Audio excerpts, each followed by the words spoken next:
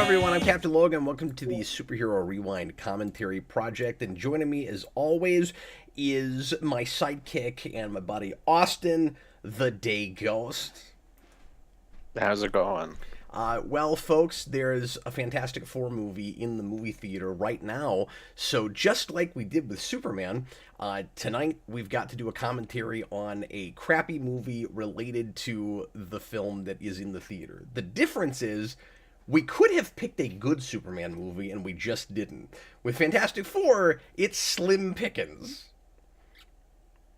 Well, and more importantly, for connections to new movies, you have not Nick Fury in this movie, who is played by an actor who was then on the show Brooklyn Nine-Nine, playing the same role, and the joke is that you took a serious actor, made him play it serious in a comedy, and that's the joke. Similar to Leslie Nielsen, and that show is produced by The Lonely Island, who at least one of them is directing the remake of The Naked Gun, which just came out today. So there's also a loose connection, if you can track that. That's pretty loose. I thought it was going to be looser than it was ultimately, though. I thought you were really reaching until there was actually a connection with a creator of some kind. There is a string. There is a string that can get you from this to Naked Gun. I'm impressed with how succinct you were with that, because there is no explaining that in one fewer words than you used. No, that would be what, like 3 degrees of Kevin Bacon, like if you were to see The Naked Gun as Kevin Bacon in this sense. Is it degrees of Naked Gun? Because it's not degrees of Liam Neeson. No, it would be of Naked Gun. In that Dude, case, I just had this thought. And by the way, we're dating this commentary already, but the Naked Gun remake, reboot, whatever you want to call it, is like doing really well with critics. Like, I was already curious about it because I think the advertising has been pretty good. There's been some really funny stuff that they've done with Liam Neeson in the theater, particularly that PSA that was like, we don't make or like it's sad that there are no more comedies anymore, and we have to save the comedy, and so you need to come and give us money for this movie because there are no more comedies anymore, and like really sad piano music. I thought that was so funny. But I still haven't seen that. I need to look that up. I adored that. It made me laugh so hard. It was great. And then, but it's also really classy because they play all these. This has nothing to do with anything, except for the weird connection that you made with this movie. But they show a bunch of clips of classic comedies all throughout this ad, this sort of pseudo trailer, and then at the end, they have a list of them and suggest that you go see them. And I thought that was really classy. No, that is cool. That was really neat. But anyway, yeah, I thought that movie could go either way, but people are really liking it, so that makes me excited. Yeah, I thought it could too. But like, I was like, I'll at least watch this when it comes out on video. I might go to the theater to see it now. I kind of want to review it. But anyway, I just had this thought with that. Liam Neeson seems like, with his age and his comedic chops and stuff, just to be the right actor for that anyway. But did they partly go to him because the initials are the same? Like, I just had Maybe that the names thought. are kind of similar. It's Liam Neeson and Leslie Nielsen. I didn't have that thought until just now.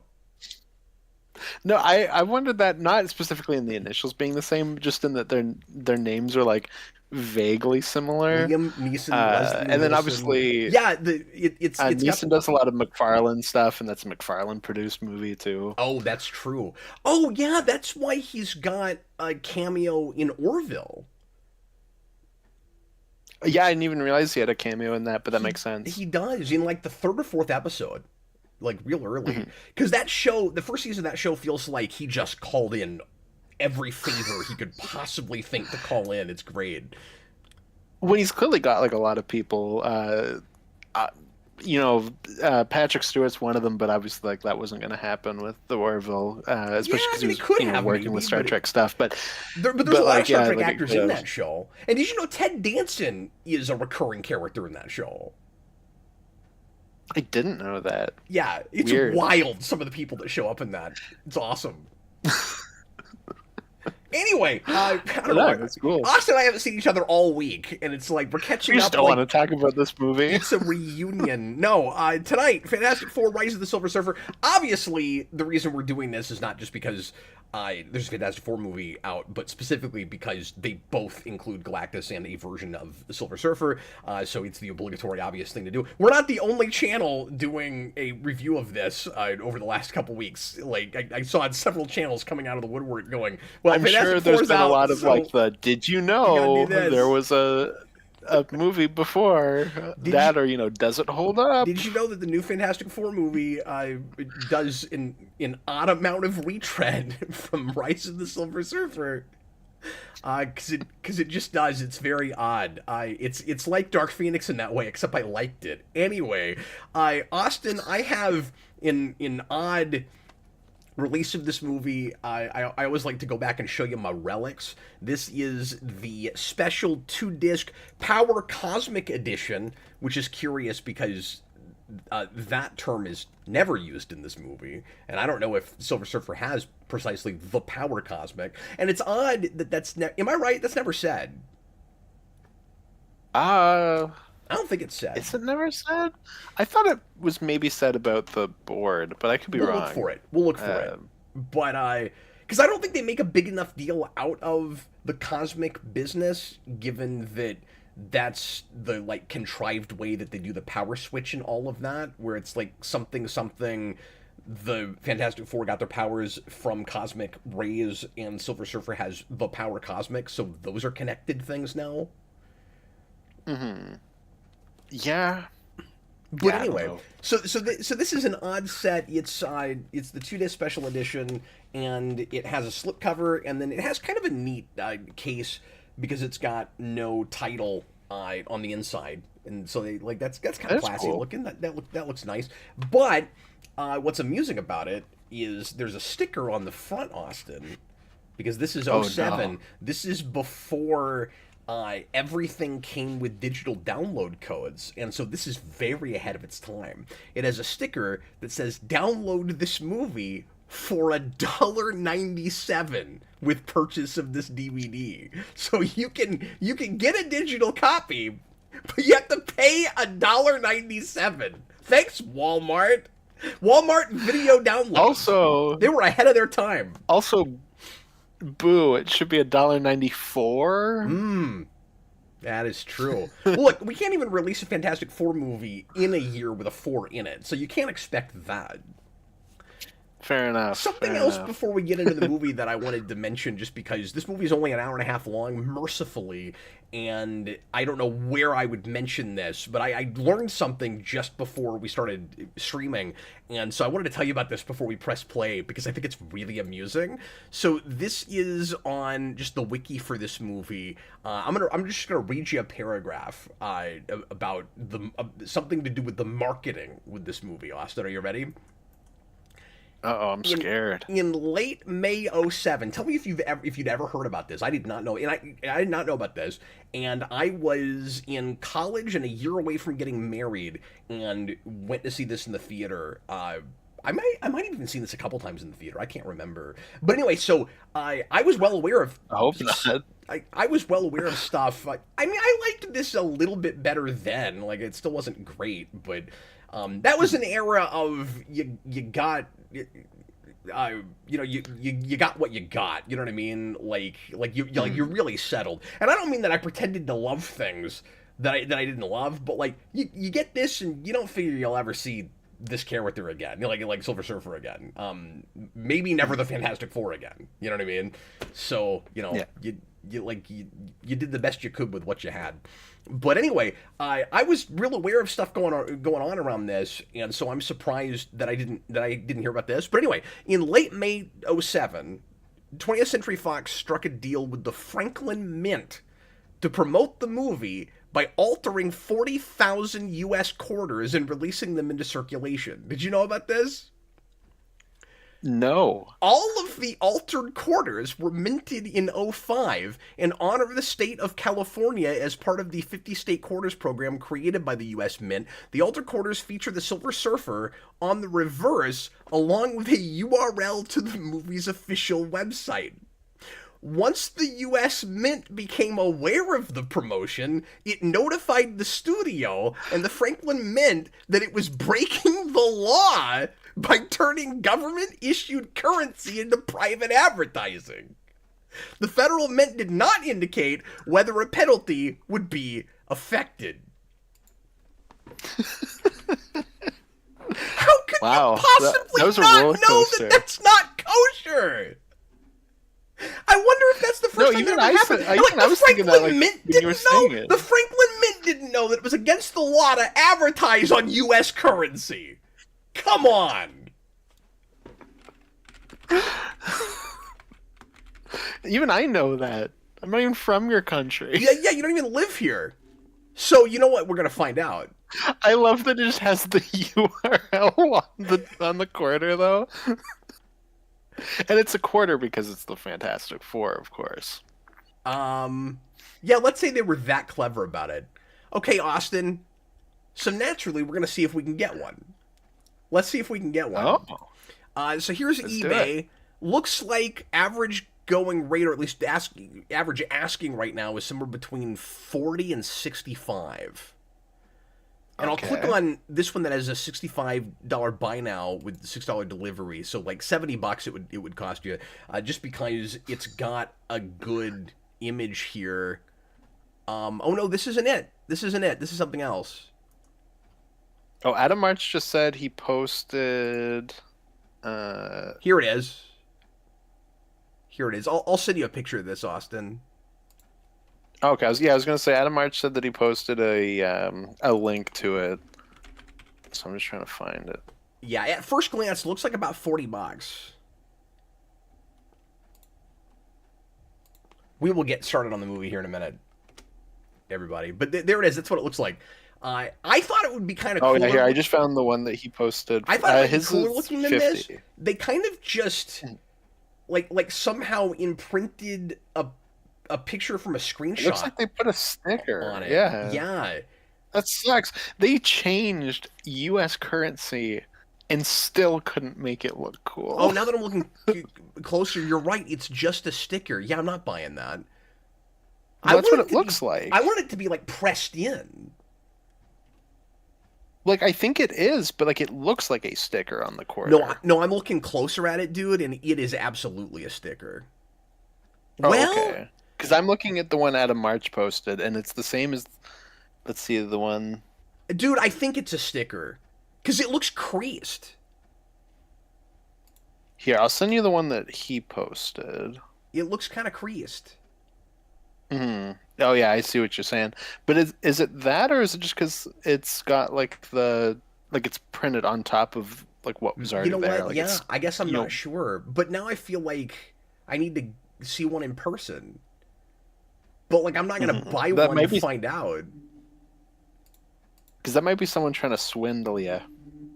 I mean, it's possible. but it does. Oh, hold on. Let me see what are you showing me here? Come on, what are you showing We me? are so gonna do a commentary. Yeah, this is the same thing. Yeah, That looks like a sticker to but it me. doesn't. Well, that's what I was saying, but that one doesn't have creases in it. Okay, So that's I why don't I'm know. wondering if it's maybe just like because you would, make the coin so it has like those kind of edges on it. So that's what I'm wondering. Like, is it maybe just it looks creased because they like printed that on top of I think you're right. that? Honestly, maybe it's not creased. I think that's Whatever. probably what it Anyway, is. how are we 15 minutes into this? Let's go ahead and watch this movie, shall we? All right, everybody, get your DVD, Blu-ray, Disney Plus, however you want to watch it, to timestamp 0. Get ready to press play when I say now, and we're gonna jump right in. Captain Kuhn put in a super chat. We will read that here in a little bit as we get into the movie, and away we go. Austin, are you ready, sir? I'm ready. Dan Stan says you guys really badly don't want to do a commentary on this movie. You're just doing anything to draw it out. Agreed. I didn't expect that to go that long. All right, whatever. Anyway, everybody, please press play right now. But he's probably right. Captain Coon, $10 super chat. Thanks, man. You guys could have gone with a very loose Fantastic Four connection and done Planet Hulk. Reed helps put that story in motion, and it replaces the Surfer with Beta Ray Bill because of the rights. I forgot it did that. Yeah, it's been a long time since I've seen that. I forgot that too. Yeah, that I think I made is... this joke on the first Tim Story FF, but they should have held the F on the Fox logo because it could mean anything from Fantastic Four to, failure. That Planet Hulk movie was okay until the end. It was a real disappointment when it didn't go where the book goes. Oh, The really? whole I thing don't was remember kind anything of about it. pointless when you get to the end because they left the big twist out. Oh, But that's anyway, lame. so Speaking of lame things. so looking at this, yeah, I listened to Tim Story's commentary on this. There are actually 2 commentaries on the disc, and I wish I'd had time to listen to both of them, because the other one is Avi Arad and the writer and some producers, and Avi Arad is always entertaining in commentaries, but I will have something to say about him later on, because I learned something that he contributed to this, unfortunately. Oh. But anyway, Oh. so in his commentary, Tim Story talks about the opening credits and how they were supposed to be much longer, and it would have been very and like you see the start of it, it looks like there's supposed to be more here than there is, and then it gives you like the director and producers, and that's about it, and then the title, and then gets into the movie. In the deleted scenes, they have the full credits, and they completely rendered it. It's like, how much did that cost? And then they didn't use it. It's ridiculous. But Well, it's people very, are talking about the new movie it's very and how Superman-y. it's got. And I was That's going to exactly say, what I was going to say. well, I was going to say, real quick, it's very Superman-y. And what's weird about it is Superman Returns does that the year before, and this is just the very next year. And both of them with score by John Ottman. No, what I was going to say is because people are talking about the new Superman and the new FF kind of have similarities. This is just the Superman Returns intro where the planet explodes and then we shoot through space and the logos come at you, and then they go, eh. Yeah. I wonder if that's why they cut it though. Like maybe they went, Superman Returns did it. I don't think that had anything to do with it, because I think Yeah. it's all time. I think it's just somebody had it in their head that this movie had to get cut down to an hour and a half. And I'm not saying that very much more time would have made it a great movie or a much better movie or anything. Because I don't think there was a ton left on the cutting room floor. Like, I think this was always a short movie, is the sense I get. Like, I think a lot of things were cut before they shot them. Oh, okay. So it's cut on the scripting stage. You can't hardly read the place stamps in this movie. Like, when it says, like, Los Angeles or it says Egypt, like, I can kind of understand why the Rousseaus like to have it in giant print and throw it in your face, because I can't even read it in this movie.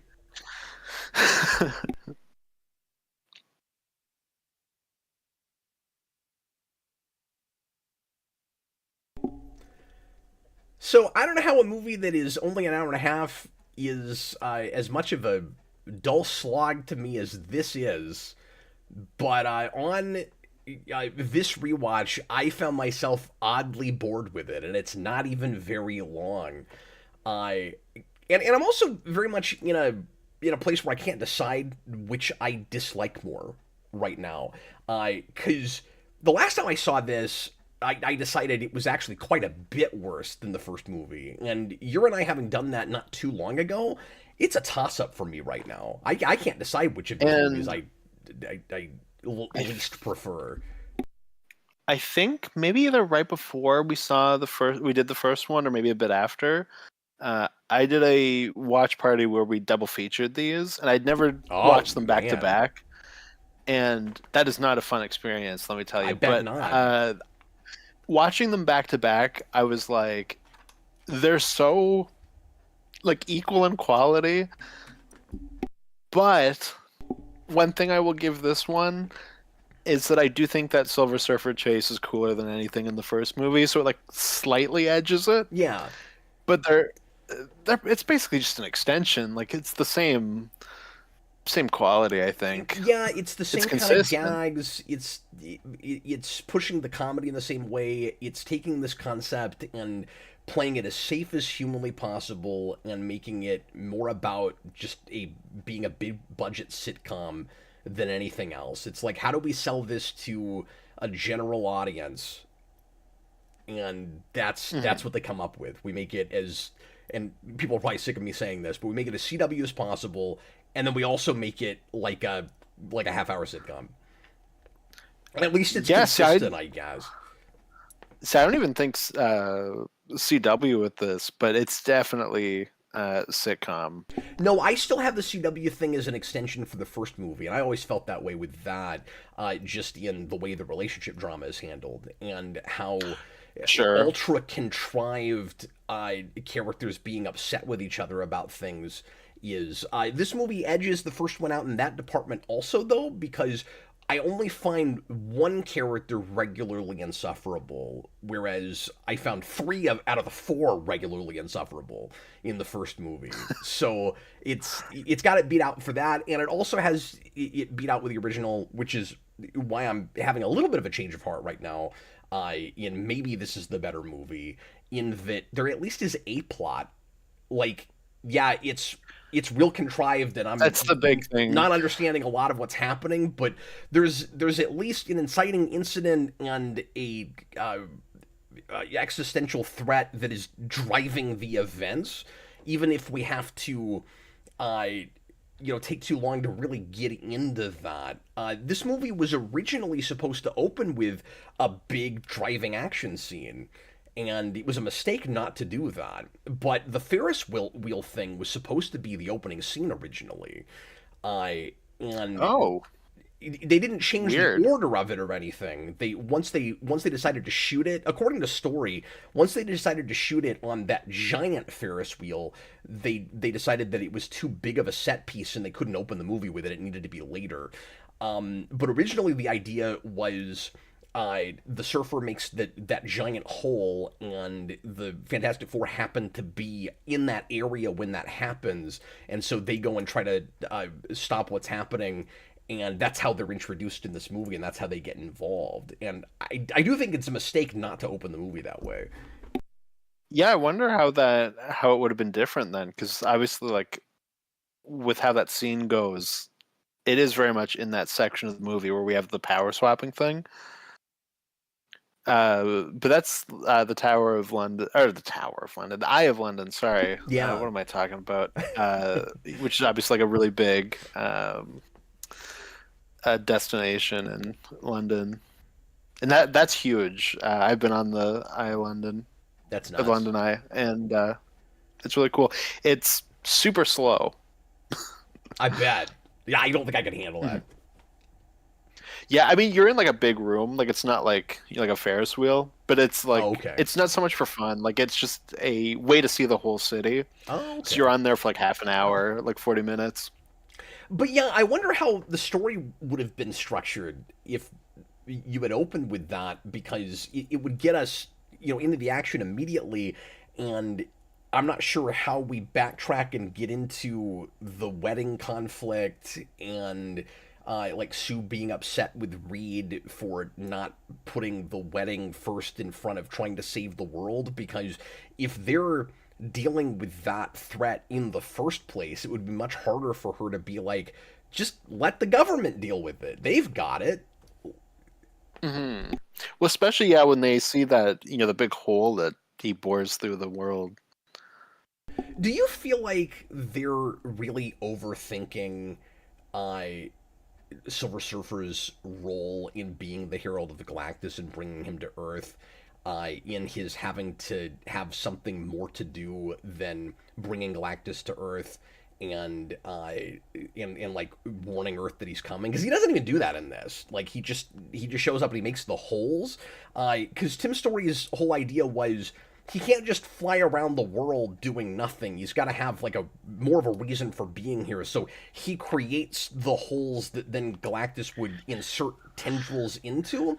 And I feel like that's overthinking it a bit, but so it's multiple things, right? And it's and we will have multiple things in this movie, but unlike the first movie, there are multiple things in that.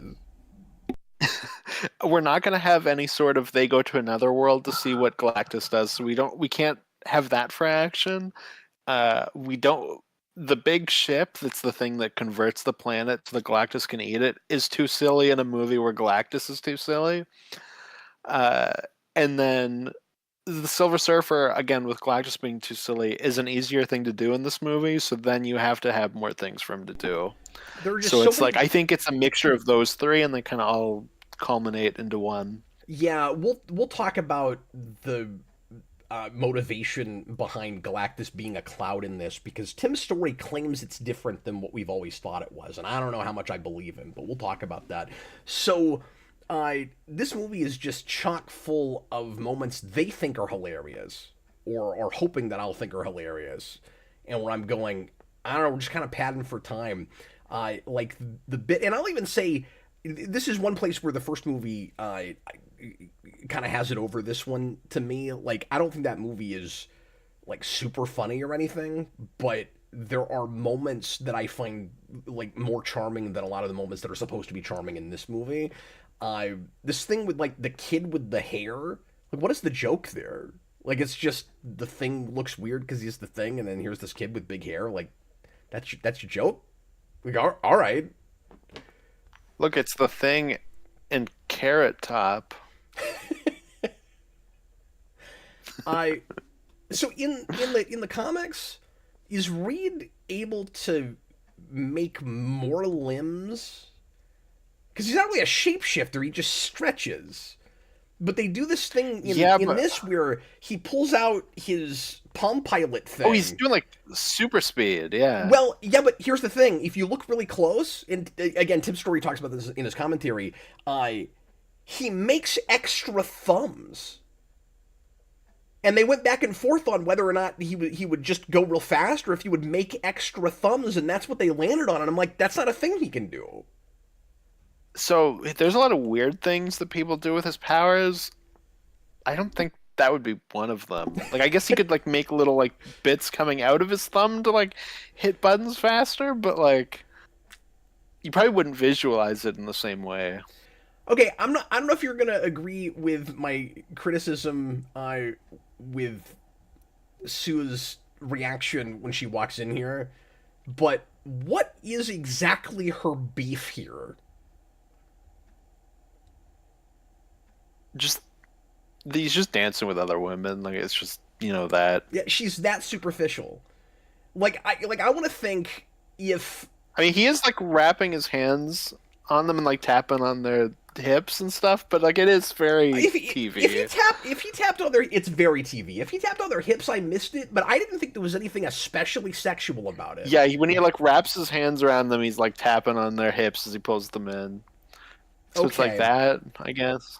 But like, it doesn't play like he's real into them or anything. The big issue that I have with, besides the fact that it's just forced contrived drama. It's all the stuff that we complain about with the first movie. I don't want to spend too much time on this. It's kind of more of the same, but luckily it doesn't take over the movie in the way it does the first time. And I do think that there is a potential character arc for Sue in this that they pretend like is realized that really isn't by the end. When she learns to, uh, like find a way to compromise and meld her personal life with the public life and say there is maybe a way to do both, and I have to accept the power responsibility thing and the fact that we are this famous, and like that's just how it's gonna be. So like I could just try to like live with that and enjoy it instead of having the normal life. But just like with the first movie, it's so superficial and it borders on like sexism to me, where it's like she just wants to be like a normal domestic housewife, and I mean that's fine, but like why? Like I don't get from her character exactly why that's the life she wants to lead. It it does feel like there is at least an element where we are reacting to the first movie, where we kind of downplay the scientist aspect That's true. And that they that's added, that probably they gave her in the that's probably first true. one. But anyway, her whole thing is she just wants Reed to do whatever it is she's wanting in the moment to kind of read his mind. And she has that with the first movie also. But I can't always decide whose side the movie thinks we're going to be on or wants us to be on with them. Because when she's passive aggressive here in a little bit, where she acts like she's being reasonable and is like, "Oh no, I'm glad you had a good time," and then comes back and pretends like she had this, wild bachelorette party, and she's being really passive aggressive about it. I'm like, th- they think we're supposed to appreciate that she's getting comeuppance with him, and I'm not really buying that he did anything especially wrong. But then, of course, his like deciding to work with the government behind her back and not tell her about that is also a mistake and something he shouldn't have done. And so it just feels like a relationship that's not working. But I'm supposed to be real happy when they get married at the end. And like there's nothing all that much less toxic about the relationship by the end, except I guess that they've just both, after they saved the world, arbitrarily decided that, maybe arbitrary is not fair, but like decided that no, we can do both. And like I just don't feel like we really quite got there. It might be the worst romance in superhero movie history. I'd have to think about it. It's really up there. But it's up there at the very least. Austin's like, why do we even have to talk Also, about this? Look, I'm just trying to do my job, okay?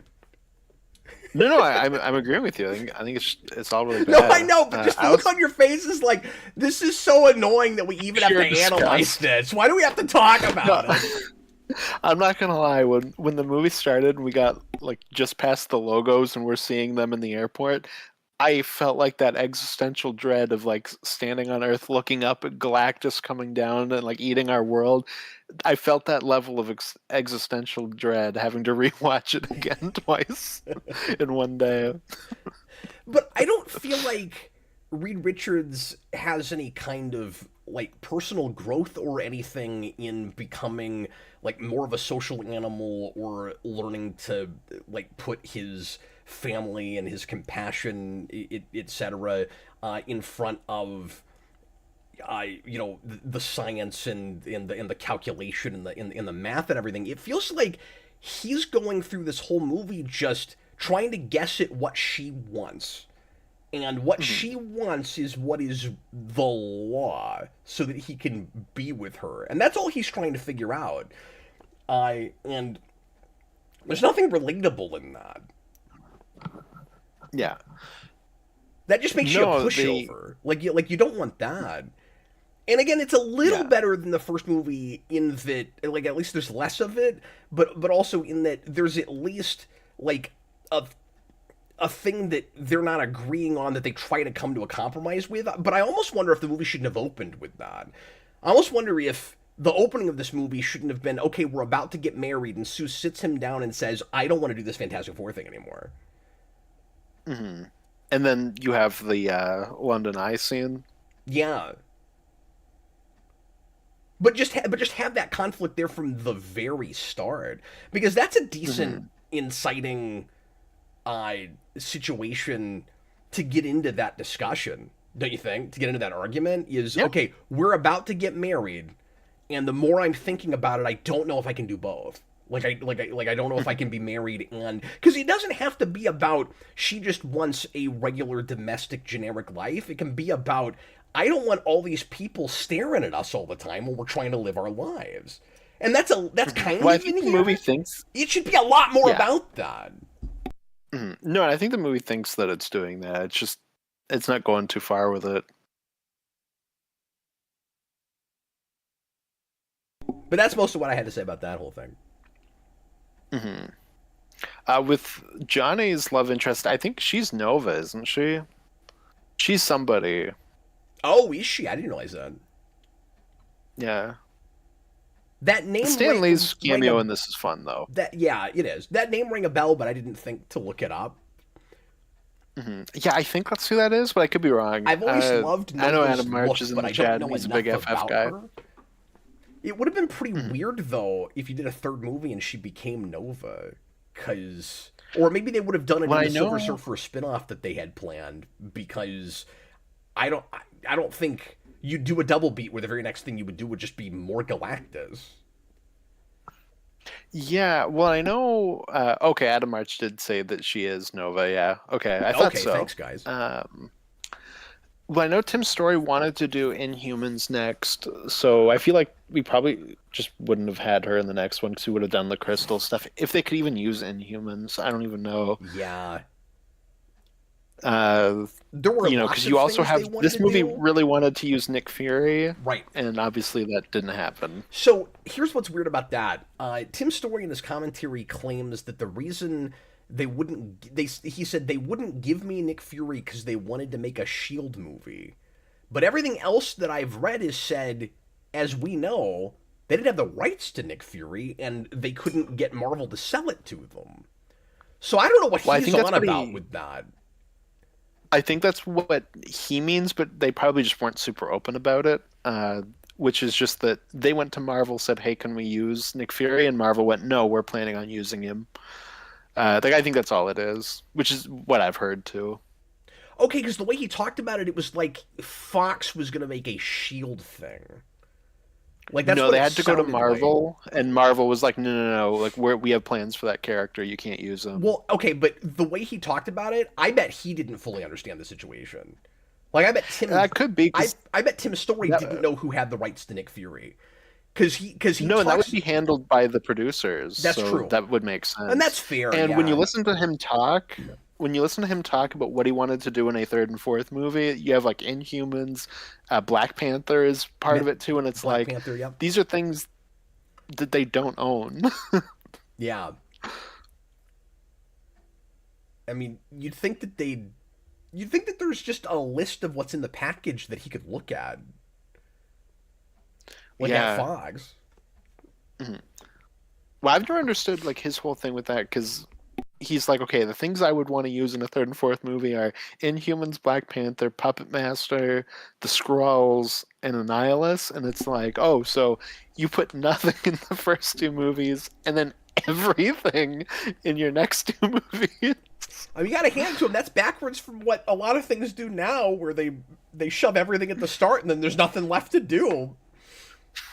Yeah, fair Well, enough. and this absolutely has that. You're two movies in, and your characters are only just sort of being the thing they're supposed to be by the end of the movie. Like we have that whole thing again, because you get to the end of this, and now everybody is like more comfortable with being public and moving forward, and Reed and Sue are married now. I like it really feels like it got two movies in to get to sort of a standard Fantastic Four status quo. Mhm.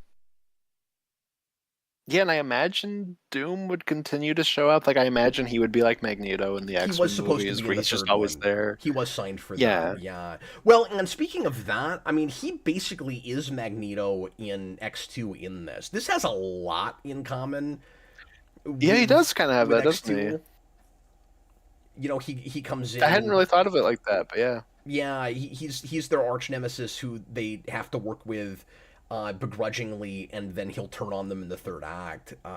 Not, I mean, Magneto's motivations are more pure and more interesting than his, obviously, Mm-hmm. but it is that same sort of formula, and it's even, uh, in a weird way. Well, I was gonna say it starts as maybe it's gonna be a team up with a villain, and then it isn't that. And with X2, it's the other villain is controlling Magneto for a minute, and then it's like a three-pronged war kind of thing. And then with this, it's Doom goes to try to get Silver Surfer to work with him, and does the standard "we would be unstoppable together" the Sandman Venom thing, which is funny because that's also this year. And then he says no, and then he just steals his surfboard. Because that's the thing that happened in the comics once. And Tim's Story, to his credit, at least is getting some ideas from comics and is looking at those, and seems to like Fantastic Four comics. Like, his vision for this is nothing at all like what I would want, but he's also got his hands real tied behind his back by a studio. So, like, two things can be true at the same time. I don't think he's the right director or storyteller for this stuff, but I also think that if he had been given full reign, they would have been more fun and more comic booky than they are. They still wouldn't be great, but like, he had ideas for this they wouldn't let him do that I like better than what's here. Mm-hmm. Oh, okay. For Yeah, because instance, Tim Story's. oh, sorry, go ahead. I was just gonna say Tim Story's not like an amazing director or anything, and I've seen stuff that he's done outside of these too. But at the same time, it doesn't shock me if Fox was very like micromanagey Fox on and just all these producers movies. on this. I feel like Avi Arad's holding him back. Some of the other producers are probably holding him back. Like, the power switching thing was Avi Arad's idea, because of course it was. And you can tell in the commentary that Tim Story was not in love with that idea, but it sounds like Avi Arad wore him down on it, just wouldn't stop talking about it. He's like, "Fine, we'll throw that in there," and so they did that. Gotta love Avi Arad. I mean, at the very least, that's the sense I get. at least it's a small part of the movie. That's probably why. How much of that feels like Avi Arad going, "These would make great action figures"? We'll have I don't think they even did it, but like, we'll have the Fantastic Four all have each other's powers. We'll have like, that sounds like the kind of thing that an action figure guy would try to get in a movie, right? Mm-hmm. Yeah. Johnny Storm the Thing will be the most popular toy this season. So there are 10 until minutes Venom. There are 10 minutes of deleted scenes on the disc. And there are only two things that I wish they'd left in, because there's a horribly unfunny montage that, thank God, didn't make the movie, of Johnny and the Thing doing things for Reed's wedding and picking up the ring, and there's a terrible song behind it, and it's god awful. And thank God it's not in the movie. One thing I wish had been left in is the opening credits. Because I don't think Ottman's theme for this is terrible, and I think it's kind of weird that you've got all the motifs in his suite for this playing throughout the movie, but you don't get to hear them all at the start, and it's a very... it's not anything like as good as his X2 theme, his X2 suite, but the way he composes is a little bit John Williams-esque in that it sounds designed to hear it all up front and then keep hearing it wending in and out of the score. And so it sucks that he doesn't get to have it up front. So liking Ottman as much as I do for X-Men, I think that's crappy for him and unfair. I also wish he'd edited this movie, because it would probably be edited a little bit better. But I wish that had been left in. And then there's a scene that makes it clear that Doctor Doom has not been cured by the Silver Surfer that I wish had been left in. and Oh, apparently okay. the producers or a studio head or somebody didn't like this idea, and he fought for it and lost. And I feel for him on this, where he said he never liked the idea that that Doctor Doom is like fully cured by the power cosmic, and and gets to have his handsome face back. And what it was supposed to be is he still has metal under his skin and can somehow, with his newfound abilities, like transmute his face or something to make it look like his skin is there. So when do you remember the bit later when Sue walks in on him and he says, "Don't you ever Yes. knock"? The reason he says that is because just before that, the deleted scene is he's rubbing his face, and you're seeing the metal underneath the skin, Oh, okay. and they cut that out. And Story wanted to go even farther than that and reveal at the end of the movie that it was a Doombot all along, and they wouldn't let him do it. That would have been weird. It would have been weird. Just with, like, because it couldn't have always been a Doombot. Like, a Doombot being the one that's riding the surfboard is weird. No, I'm with But you. that being a twist at the end of the movie would be funny. That'll happen in Doomsday. It'll turn out that Robert Downey is just a Doombot. Yeah. Well, yeah, he'll be like possessed by Doom or something. Who knows? But Like, yes, all that no, would I have was been gonna weird, say- but he talks about it like they just thought it was too crazy and out there, and that irritates me. Yeah. No, and I don't understand like how the Surfer affects them. Where he touches Johnny, so now he has the power swap thing. He shoots Doom, so he's cured now. Like all of that's very confusing. Yeah, and there are no consistent rules about how the switching works, and Tim Story even kind of admits to that and just says, at what point he irritatingly says suspension of disbelief, which is the most obnoxious kind of cop out. Because it's just like, we wanted this to happen, so that's how it happens. And I'm like, okay. Jason watched this with me for the first time. He'd never seen this, and he was just completely baffled by how Johnny gets everybody's powers at the end. Because he's like, well, the way this has worked the whole movie is if you touch somebody else, your powers switch. But if everybody touches you, you get all their powers, and they don't get yours, but the thing still loses his rockness. Like, none of that And makes they any all sense. know that he's going to be able to do and that. how would they? How would they even? How would it even occur to him that Johnny maybe can he turn can the do rockness this? off. I'm sorry, what were you saying? No, and Johnny can turn like the rockness like on and off. He's not just like a rock man that has the other three's powers. When he couldn't turn it off before, and why is it that when Ben switches with him, Ben's not on fire the way Sue was on fire?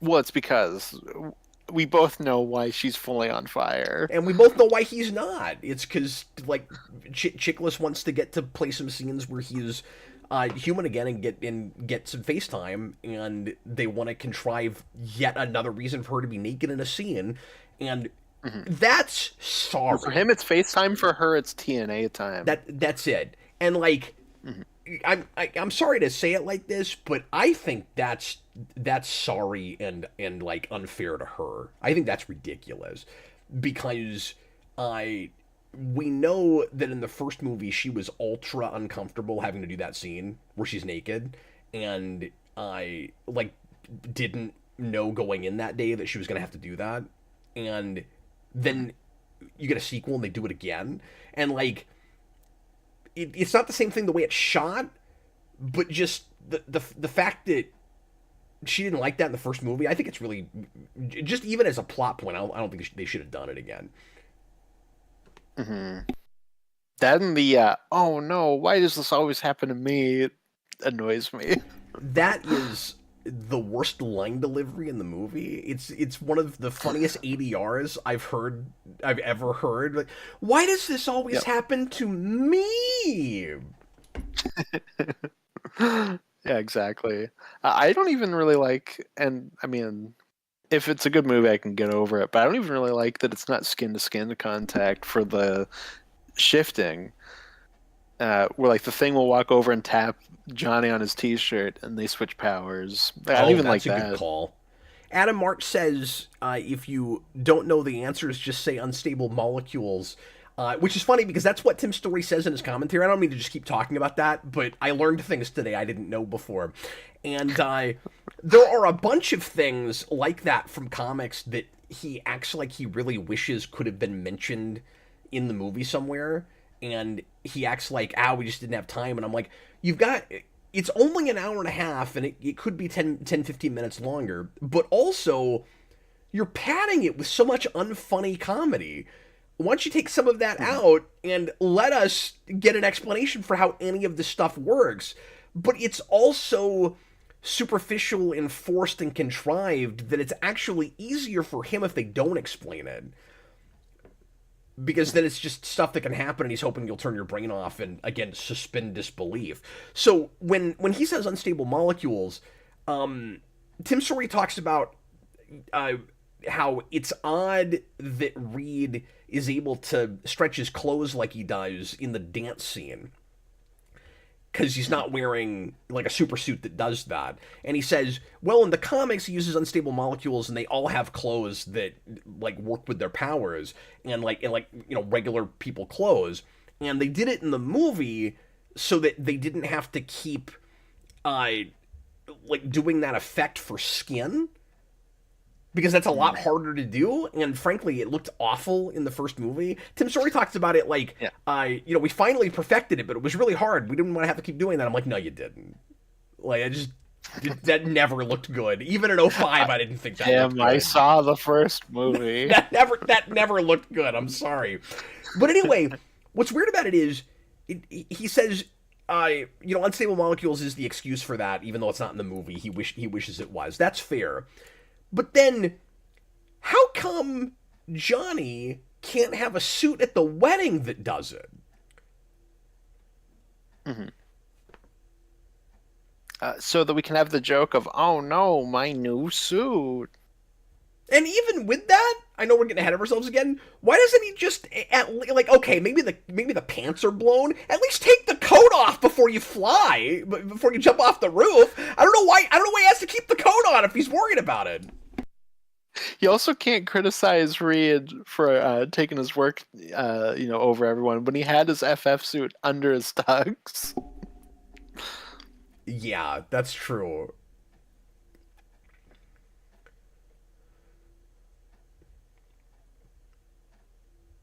Look, now we're in the Marvels. Yeah, I was gonna say that. And it's not exactly. Before somebody in the comments is like, "Wow, not really." No, but it reminds me of that. I like that better. Yeah, certainly.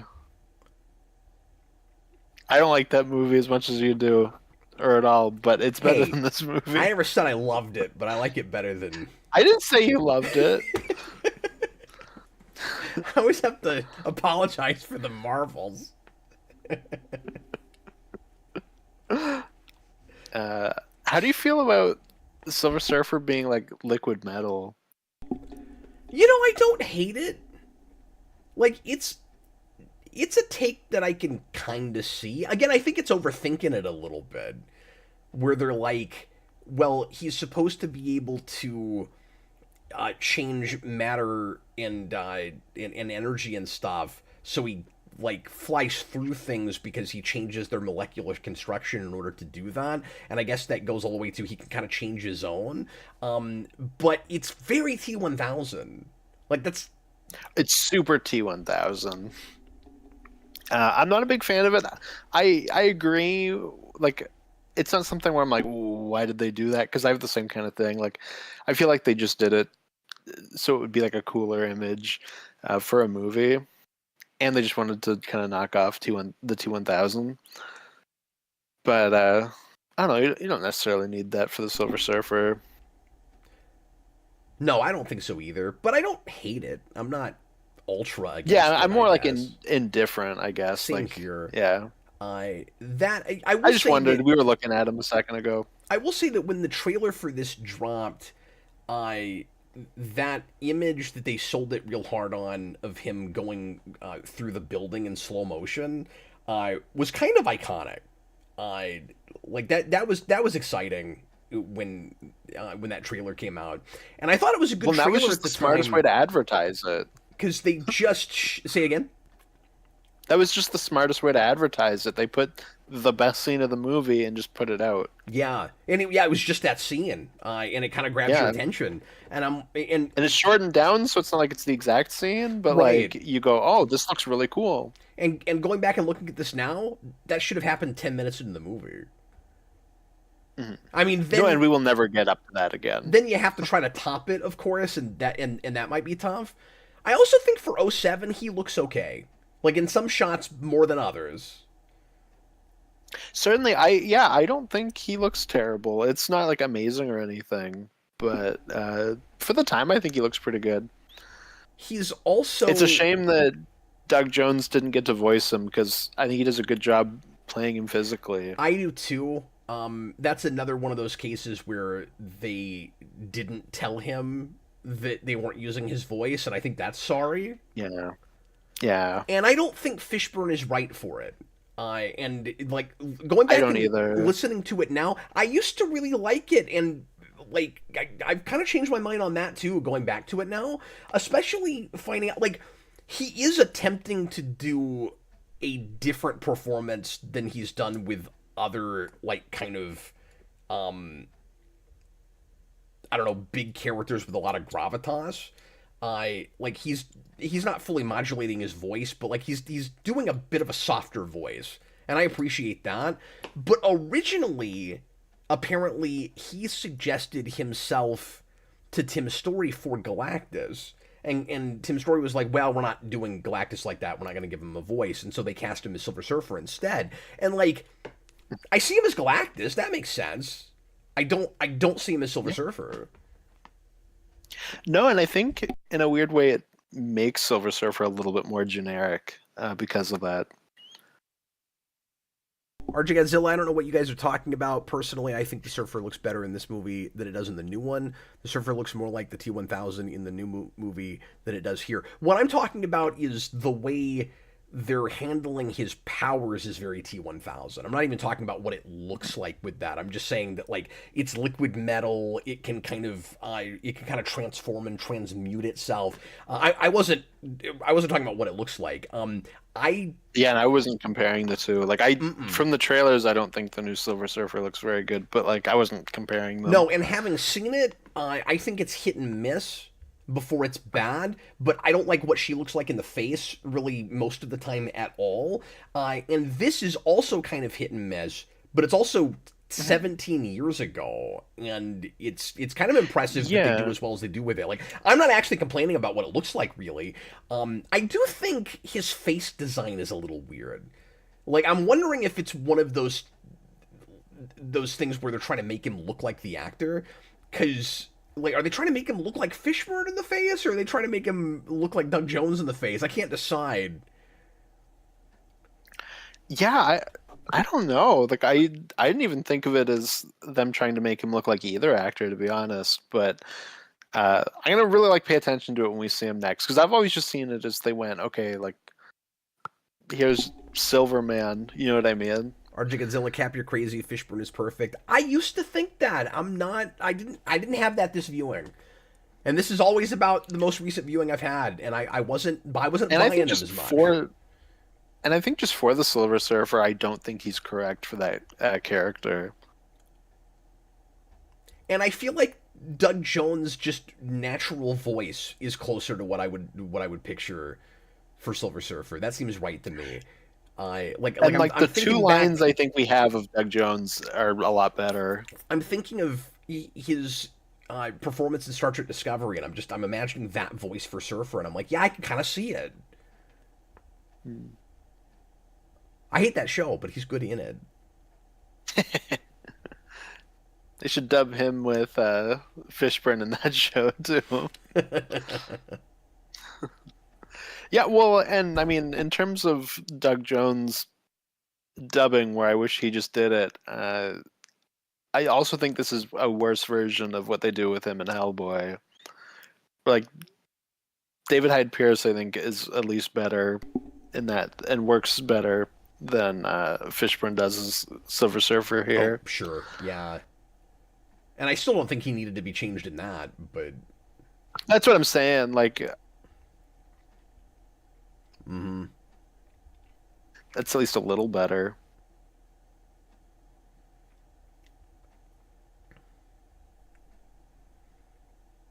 I don't know. Did I disconnect?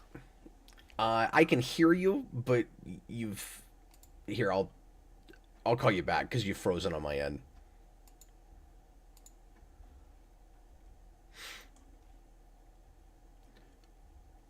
Uh, his internet might have gotten messed up again. This sometimes happens when he's at a different house. Okay, guys, apologies here. Everybody pause the movie if you would. I'm at 44:33 and give us just a minute and we'll try to get Austin back. We'll be right.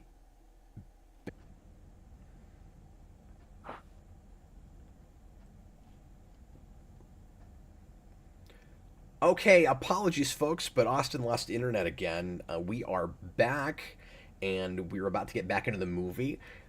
So sorry to everybody that decided to dip out because they didn't know if we'd come back, but we are back. So hopefully you have a chance to watch back through this later. 44:33 is where I'm at, and you got the timer there, so you can sync back up with us. So everybody get ready to press play when I say now, getting back into this. And I'm sure some folks will pop in later, but we'll have the timer there. Here we go. Everybody, please press play again right now. So, Austin, it seems like as good of a time as any to talk about the Galactus as a giant cloud of it all. The assumption that I and a lot of us had always made, and I'm sure from the studio this is still a lot of it, is the giant purple man is too silly for like what we're making. Even though Yeah. what we're making is a like situation comedy with superpowers, and we're really putting the jokes ahead of everything. I don't know why that's too silly for this. Like, it's not a real stylized world, and I wish it was. But like, you're doing this goofy power switching stuff and you have a rock monster. I don't really understand why you can't have a giant purple man. But Tim Story's story on this is different. What he claims is, and he talks about the backlash with that. He's like everybody's really on about we didn't show Galactus, and he says his motivation for that is they're talking about a Silver Surfer spinoff, and he doesn't want to give everything up first time out. So his thinking is conceal Galactus and let whoever's going to make that movie finally give him like a big introduction. That's what he claims. Yeah, when I was gonna say that earlier when I was given the three reasons for the Silver Surfer stuff and that in this movie, he's definitely much more the thing we're dealing with than Galactus overall, which would then make sense if you were going to do that. But also, if you were going to do that, Galactus shouldn't show up in this. I don't know. But we are definitely trying to tease like, oh, he's in there somewhere. Yeah, but that never felt like a tease for future things to me. That felt like just a nod to the audience that knows. No, I agree. I had never heard that. That was news to me. Like the idea that we're saving him for later. And what's bizarre about that to me is not one person I've ever talked to thinks Galactus is alive at the end of this. That's what's weird about it.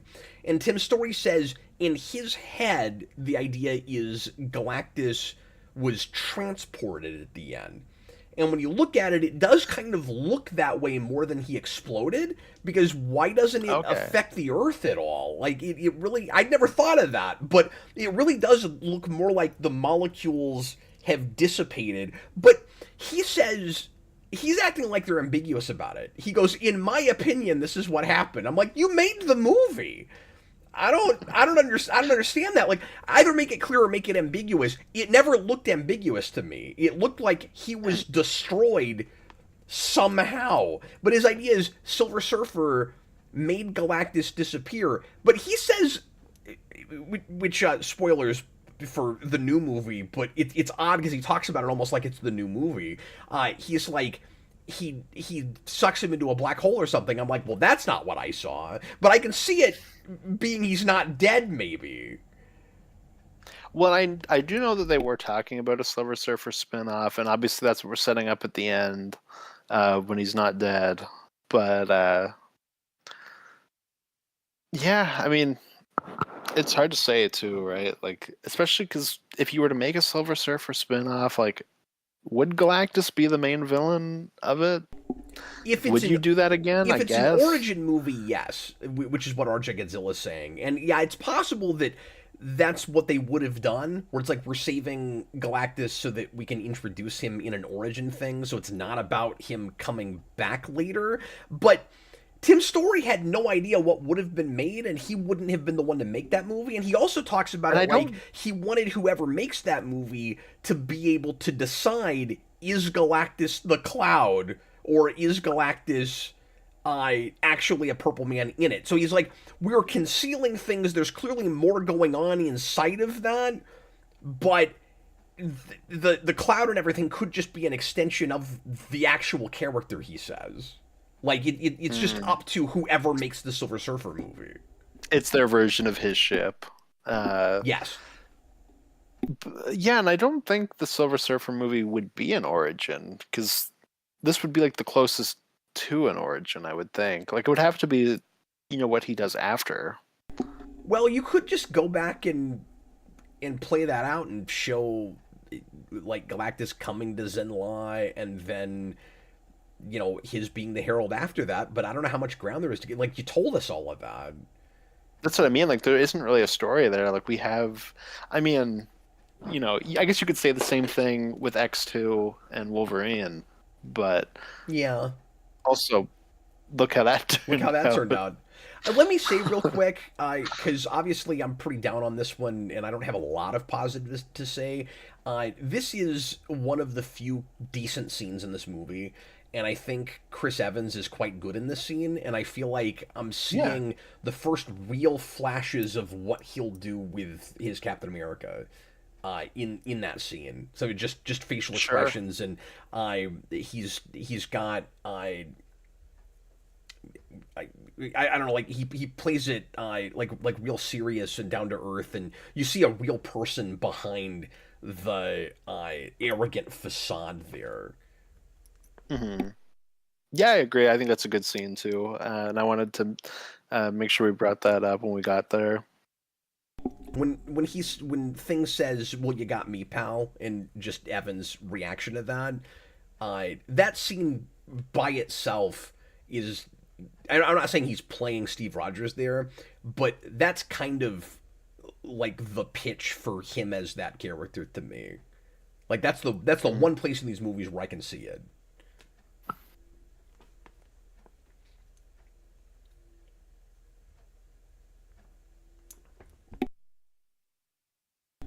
J-Man, so is it me, or does the Thing suit look considerably worse in this movie compared to the first?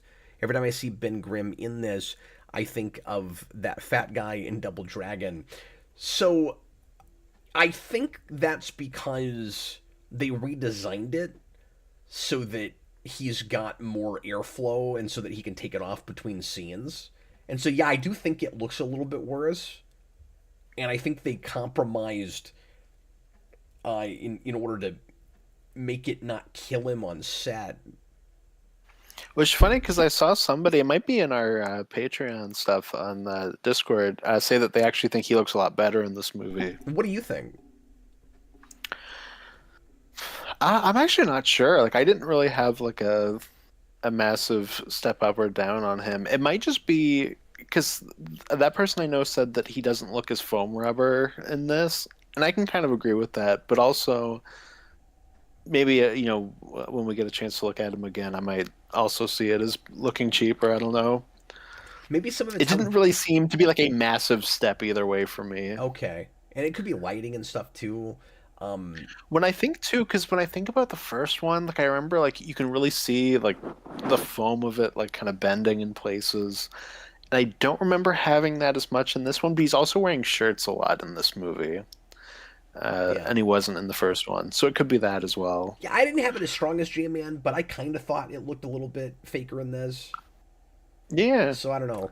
Like I said, I don't have a strong enough opinion on it either way. So like you could definitely convince me probably. Robert, say what you want about the thing in these, but if they went with CG at the time on this budget, he would have looked way worse. So absolutely, yeah. Yeah. This was the correct way to do this then, and with this Hmm. budget, absolutely. Hmm. We finally, in my opinion, have a CG thing that looks pretty good all the way through with the new one, but you couldn't have done it then. When we reboot the thing, he needs to wear a t-shirt and no pants, and then we will have had every single variation on the thing's clothes that you can get in a movie. So, do you feel like Johnny Storm has been that his character has been at all regressed with this? Do you feel like it's kind of episodic television where like nobody's allowed to really change and grow that much? Because I kind of have that. I don't really remember him growing in the first movie. So like this felt to me more like, oh, the fun Urkel character in the last one, now he gets more to do in this one. So I felt it was more like that. Okay. But again, it's been so long since we watched that first one, and it does not stick with me. Well, So I could just be forgetting his growth. the problem is his best stuff is cut out of the theatrical version, and Oh, and I don't think I've ever seen the director's cut. that's where the little bit of growth that happens for him is happening when Doom comes to him and is, uh, and like makes him an offer, and it's still about the like fame and commercialism and all of that, and he has to kind of make a choice. And so I'm not saying he has like this big character arc in that movie, but he did feel with those scenes to me, and it's not fair because that's the director's cut, but like it does, or the extended cut or whatever it is, it does feel like he's either grown a bit or is just showing again that there's something a little deeper in that character, and I maybe my issue more with this is just it's more of the shtick, and I wish that he'd been allowed to grow a bit more in this movie. And so you get to the end of this, It and definitely has that. the closest thing you get is, uh, he's like dating this girl he's been after the whole movie, and maybe he'll stick with her after this. But then they do the gag where he burns the flowers to show he's not ever going to settle down with anybody, and I think it would have been nice if everybody had been allowed to climb a notch in the maturity ladder, and like maybe it would have been better if that scene was she catches the bouquet, like And then he sets her on fire, and she's like, "Whoa, I'm Nova now." not that he has to like commit to a relationship, but just have that sense that like maybe he would, because his whole thing in this is he's looking at Reed and Sue and he's jealous. And what if he gets to the end of the movie and he goes and he at least like accepts that's something he kind of wants, even if he won't say it out loud. But we don't do that. It feels like. And I guess that's why my instinct is it feels like we're regressing. What it really is we're just resisting growth. That's really what it is. So a thing I will give this movie in terms of that is I do feel like this is a stepping stone movie for him as a character. Where in this one he's going like, oh, maybe I don't want to be alone, and whatnot. But we're also not developing that relationship with Nova like at all. So like I wonder Right. if that would then become your focus of the third movie of like, okay, now he's in a relationship, and we focus on whatever that couple would be. If it's Nova, if it's not. I know, like I said, he wanted to use Inhumans. If he could, maybe it's Crystal. I don't know. Uh, but I do feel like you could have made that work in a third one, like as a trilogy uh, arc. because it just feels so typical where it's like there's this soldier Yeah. that's the hot chick that he's got to go after just because she's there, and the twist is she is resisting him and knows his reputation, and then by the end she gets with him because it's like the Tony Stark thing. Like the hot chick is always going to turn around and go ahead and get with him, even if he's not going to then commit to her and have a real relationship. And so there's nothing really there, but we tap into a thing that it could have been about. Oh, her reflection off of him is nice. Yeah, we were able to do that. This is, by the way, the same effects team that did Gollum. So like, it's people that know what Oh, they're doing. Weta. Yeah. Okay, that makes sense. They were. I mean, they're still really big. Like they do Rocket. Oh, really? They're still. Yeah. They Dan do a lot Stan, of like creature stuff.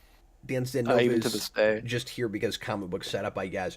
Well, you can say setup or you can say just nod, right? Like, just because we use a name for a character in a thing like this doesn't necessarily mean that it's ever going to go anywhere. Like, it's just, that's a character that's in comics. And I think And she's a comic Galactus fans, Herald. We have Galactus. Like I guess. yeah, that would be the reason that we went with that particular character. But even still, it might just be a nod where it's like fans of this material know who that is. Like, oh, I've heard of that character. That's what I mean, but you do both, where it's like it's both a nod in that it's a character from the comics, but it's also someone that's connected to the stuff we're doing in the movie. Yeah. So it's like a nod in both ways. It's sort of like Carol Marcus in Star Trek Into Darkness, where it's like, why is this character even here except the movie is just doing Wrath of Khan again? Like there's no reason for that character to be there.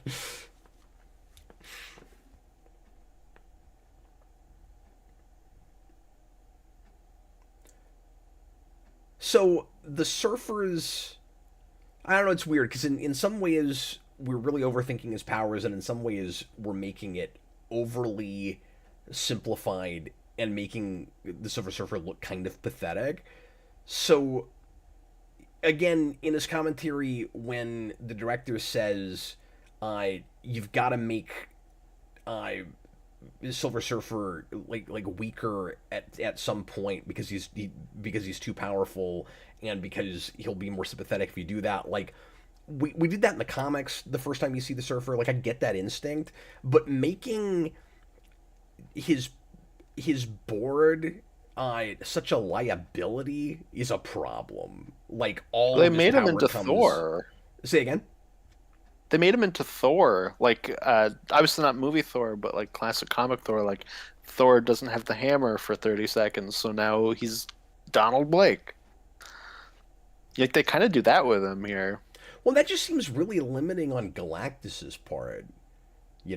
Like you're gonna give your herald this power that just comes from a an artifact, a plot device, and if he's ever separated from it, you don't have a herald anymore. Like if he loses Well, that out in space, he's just done. Okay, what like that's unfortunate. it's hacking movie making or storytelling, I guess in general, 101, right? Where we need to take this, we need to make it more of a MacGuffin thing, even though it isn't really. But like we have to force that structure into it. Yeah, that's true. Where like now it is a MacGuffin story. And it could be both. Like the Surfer could still be pretty powerful without it, and you could still use the board as a MacGuffin when a villain gets his hands on it. Mm-hmm. But I feel like that's kind of a manufactured way to make the Surfer more sympathetic to an audience that isn't familiar with this material, and it's just really not necessary to do that. But like we have to see him completely powerless and get tortured before he reveals that none of this was his idea and he's not the destroyer and he doesn't actually want to do any of this. Well, I think it does two things as well in making this movie lamer. You have that like everything you're describing with the Surfer, but it also makes Doom super lame when he finally gets everything he wanted. He gets the power cosmic. He's on the Surfer. He's on the surfboard, not on the Surfer. He's on the Surfer. And And he's just like, I'm just gonna fly around for a while. And they're like, hey, you dastardly Doom, get off that board. And he's like, nope. No, I'm gonna be a tornado He's now. he's a twerp. Like, he's not even menacing. Well, and what is his end game? Because they're like, look, dude, there's this big monster coming to eat the Earth, and you're just flying around on the thing that could maybe stop that. And he's like, no, I'm gonna keep doing this. Like, what's his end game? That's I'm also just gonna keep flying. I'm gonna keep surfing. that whole thing is also weird though, because Sue or whoever it is, maybe it's Reed, I can't remember, is just screaming at him that the board is how Galactus knows where they are, and I'm like, it doesn't matter. He knows where Earth is. He, like I don't really understand the board at this point as a GPS. Like he's gonna find the planet. He's right next to you. I don't understand that.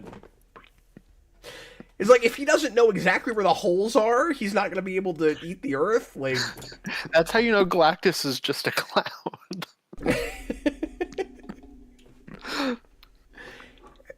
he's not though, because his shadow bounces off of Saturn, which is weird because we see this huge cloud and he's very buried deep within the cloud. But when he goes past Saturn, somehow that image like reflects off of Saturn.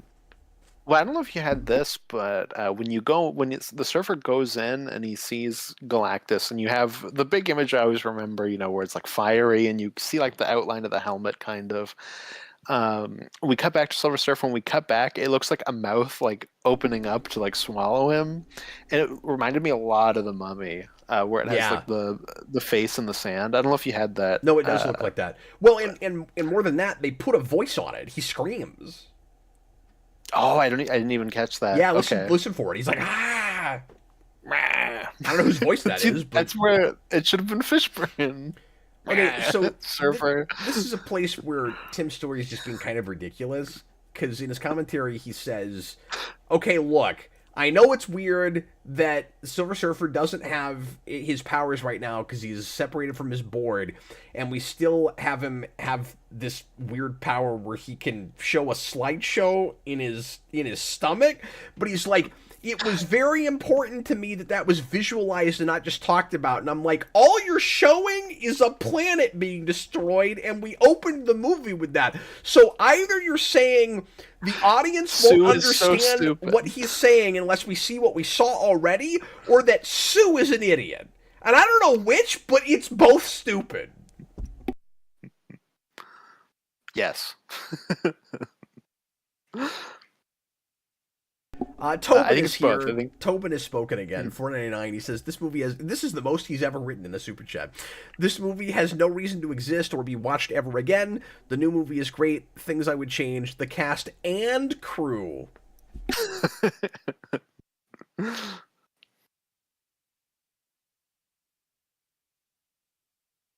The surfer is speaking as if to an invisible person.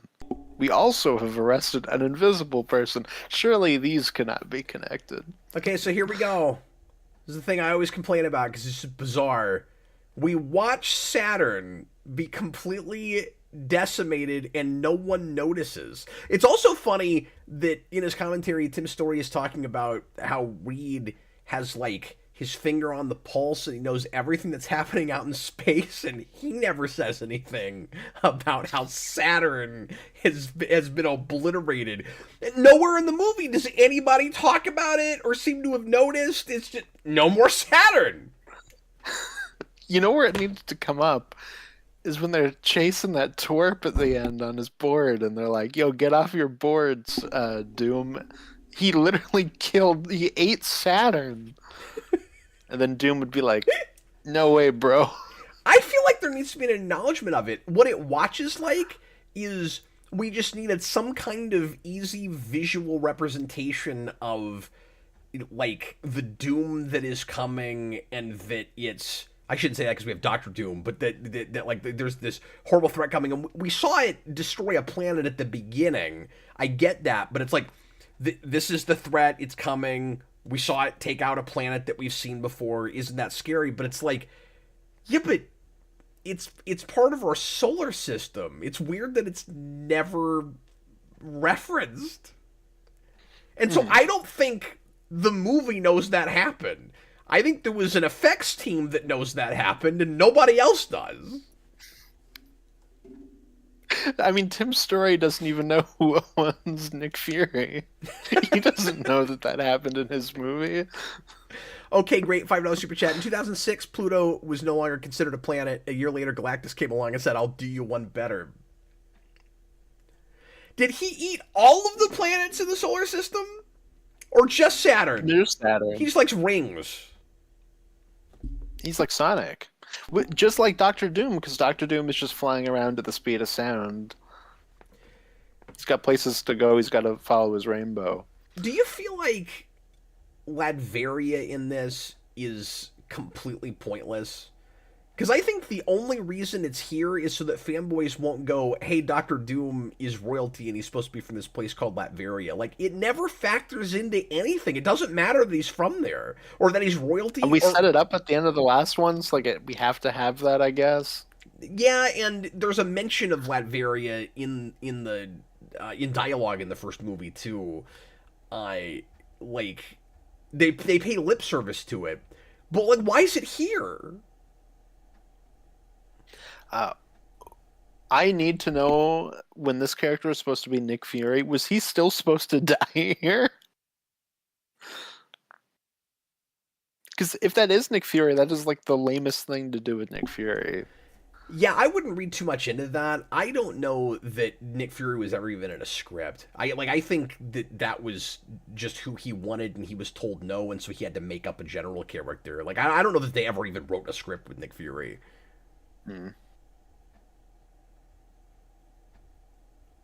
They might have. I just don't know. Like, well, and even if they didn't get that far in having him in the script, like it would still have to be the same role, I would think. Like you're still writing the same story, but maybe it's different because you go, okay, this is a comic character. We can't just kill him like that. Well, yeah, they're probably going, oh, we didn't get Nick Fury, so might as well kill this guy as an easy way to show that Doom's scary. Yeah, nobody's gonna care about this new character, Rick Fury. And he dies for in like a horror movie kind of way, where he's the idiot that's bringing in the supervillain like a dumbass, and so he's got to get obliterated by the villain that he brought in. Where he's like, the only person that so far that I can't trust is you, Reed. I'm like, yeah, Dr. Doom just got here. Just wait a few minutes. He also dies in the worst way possible, in that he like becomes a JPEG, where it's like they just had an image of him where they awkwardly photoshopped part of his body out, and he's like, I'm gonna shoot you, Doom, and he gets hit, and he like pauses into the JPEG. In their defense, that was a little creepy in the theater. I'm not gonna lie. I remember that being kind of impactful the first time I saw it. I don't know. I've always had that, but I never saw it in the theater. So like maybe that's part of it. I don't know. It was a different even as a kid, I was like, it was a different time. Like, this is another, just like Superman Returns, this is a movie that was never good and doesn't hold up. I think I've mentioned this on stream before, but I didn't on this one, so I'll bring it up again. But I have the worst viewing of this movie in that my dad is like, hey, let's watch this movie. And I'm like, I don't even like the first one. I don't even like the first one, but okay, Dad, if we're going to watch this together. And he put it on and just left. How far did he get in? Then I watched this movie. What's that? How far did he get in? No, like he put it on, hit play, and walked away. Oh, he didn't even watch it? He didn't even watch any of it. Any of it? He was basically like, I'll be right back, and just didn't come back. This is the moment where Reed is as sick of this movie as I am. Where, like, characters are being, like, obnoxious and childish, and he just goes, shut up! And I'm like, it never bodes well when a character in a movie that, for an hour, I've been yelling shut up, and then a character finally says it. Like, that never bodes well. Also, Silver Surfer looks way too happy to be in this car. Do you see his face when we pan around? He's got like this big smile on his face. Ooh, I'm going for a ride. Like, it's really weird. Because he gets to sit down while flying for a change. You know how hard that is on the legs?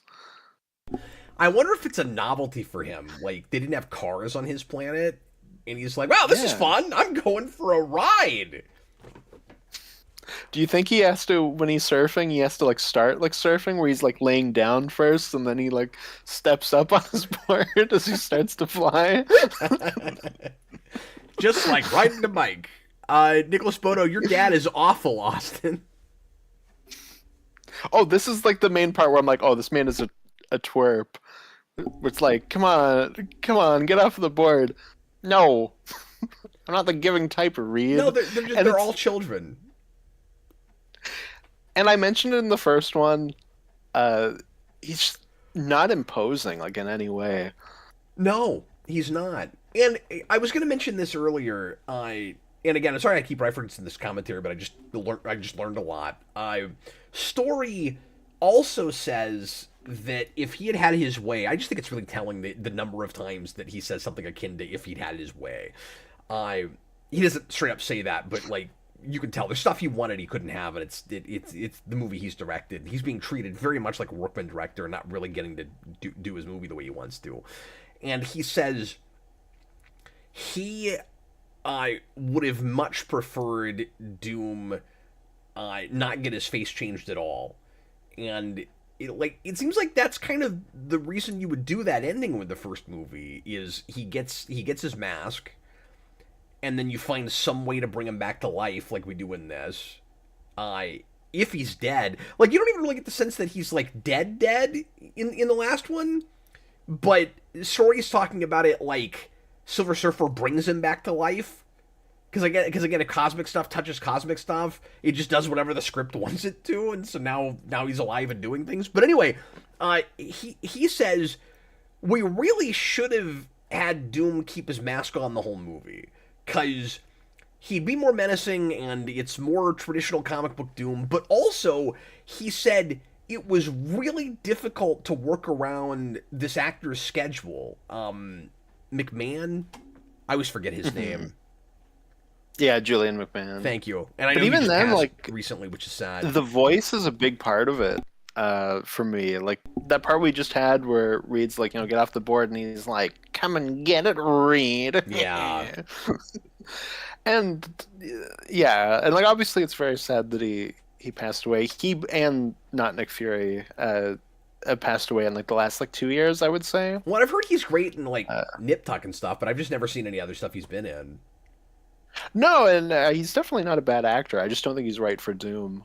And I don't want to be disingenuous and pretend because he's passed away that I like him as Doom more.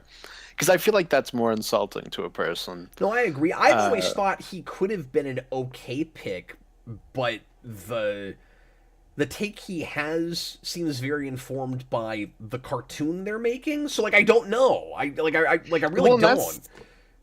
That's another thing too is like these movies also just, it's not the cast, like the foundation, the structure is bad, so like the actors are just kind of stuck with what they have. So everybody always says Galactus is a giant cloud, and it is, but I also always thought it was weird, and this won't mean anything to you, Austin, and some of our viewers, but it looks the cloud as it's coming to Earth looks a lot like the Doomsday Machine in TOS. Like it's shaped just like that, and it's very strange. It's just the planet killer from the Doomsday Machine, which is also, by the way, a planet killer. It does the same thing. Like their Galactus is just Star Trek's Galactus. I'm sorry, what? FF and Star Trek, have similarities. Oh, certainly. Yeah, and my panel on Monday talked about that a lot with the new movie. Just with all the stuff they were cribbing from Star Trek with that. And they're both, 60s sci-fi too, where it's like there's some of that same air in their creation. J-Man, $10 super chat. Maybe it's hyperbolic, but Rise of the Silver Surfer might actually be one of the worst superhero movies ever. It's not even a fun bad, it's just offensive and bad. I agree. It's also the second best FF movie that I've seen. That I've seen. So what are we? So what are we saying is offensive about it? Just the Galactus thing, or just that So I wouldn't it's go as far as to insulting say to the audience's offensive, but intelligence? Like what? Like what's offensive about it? so I guess I wouldn't go as far as to say it's offensively bad, but it's more just like generic, bland, and a waste of time. Like Yeah. it's offensive in that way, I think. Yeah, it's just, I mean, we talk about this all the time, of course, but it's just that attempt at real safe, broad audience appeal. And so we're not really adapting this material so much as, like, I don't know what it, I don't know if this is the right term, but in its way, this kind of thing feels to me like Austin, I'm gonna use air quotes, content farming, where it's like, you just you go to material that you have the rights to and you go, how can we morph this into uh like something that's easy money, as opposed to like we really see the potential in the story. And I think to be fair, I think the Absolutely. director sees it as more than that, but he's tired to make a specific kind of product. Hmm. Doom, by the way, got taken out like Wolverine and Days of Future Past. It's like almost the exact same shot. I don't know. I don't know if you had that. Oh, I guess Uh, so. I didn't think of that. yeah, rewatching it earlier today, I was like, wait a minute, it's like looks the exact same. Even it's also weird that our big thing at the end of this is just going to be, well, you can't break up the four. Like we have to do this together. But it was all Johnny that did all of this, and then it's going to only be the Sulfur that takes out Galactus.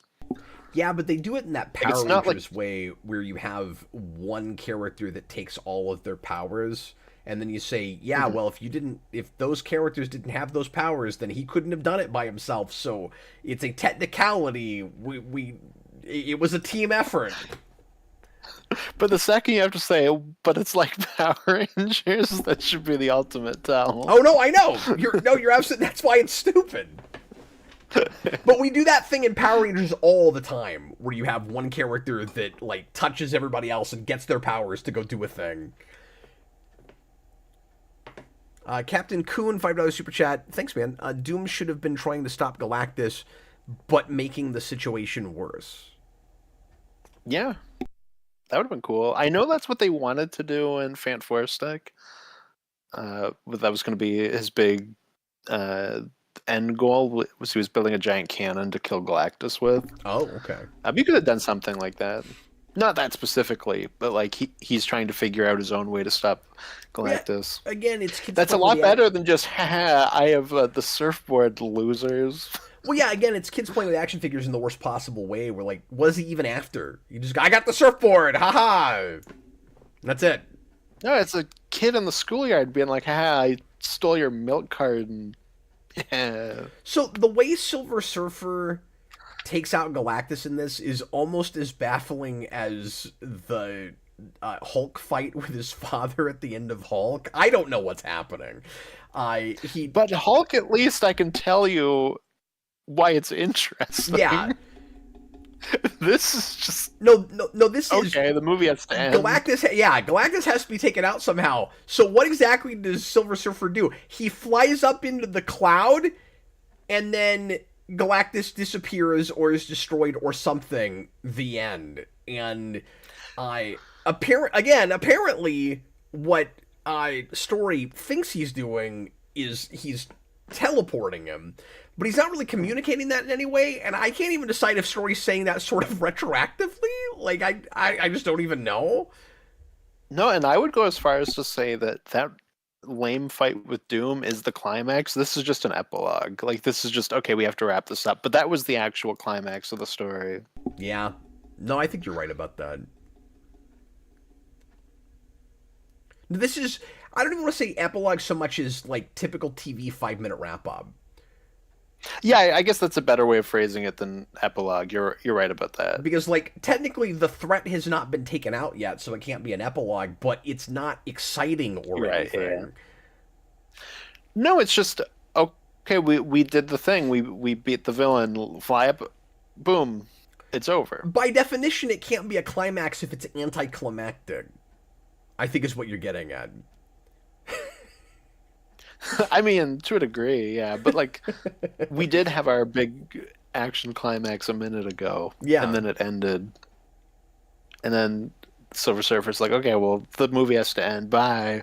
well, and in that sense, it feels like a repeat of the first movie where we took out Doom, relatively easily in the middle of a big city street, but then we have this dangling other threat we've been dealing with the whole movie, so we got to take that out now too.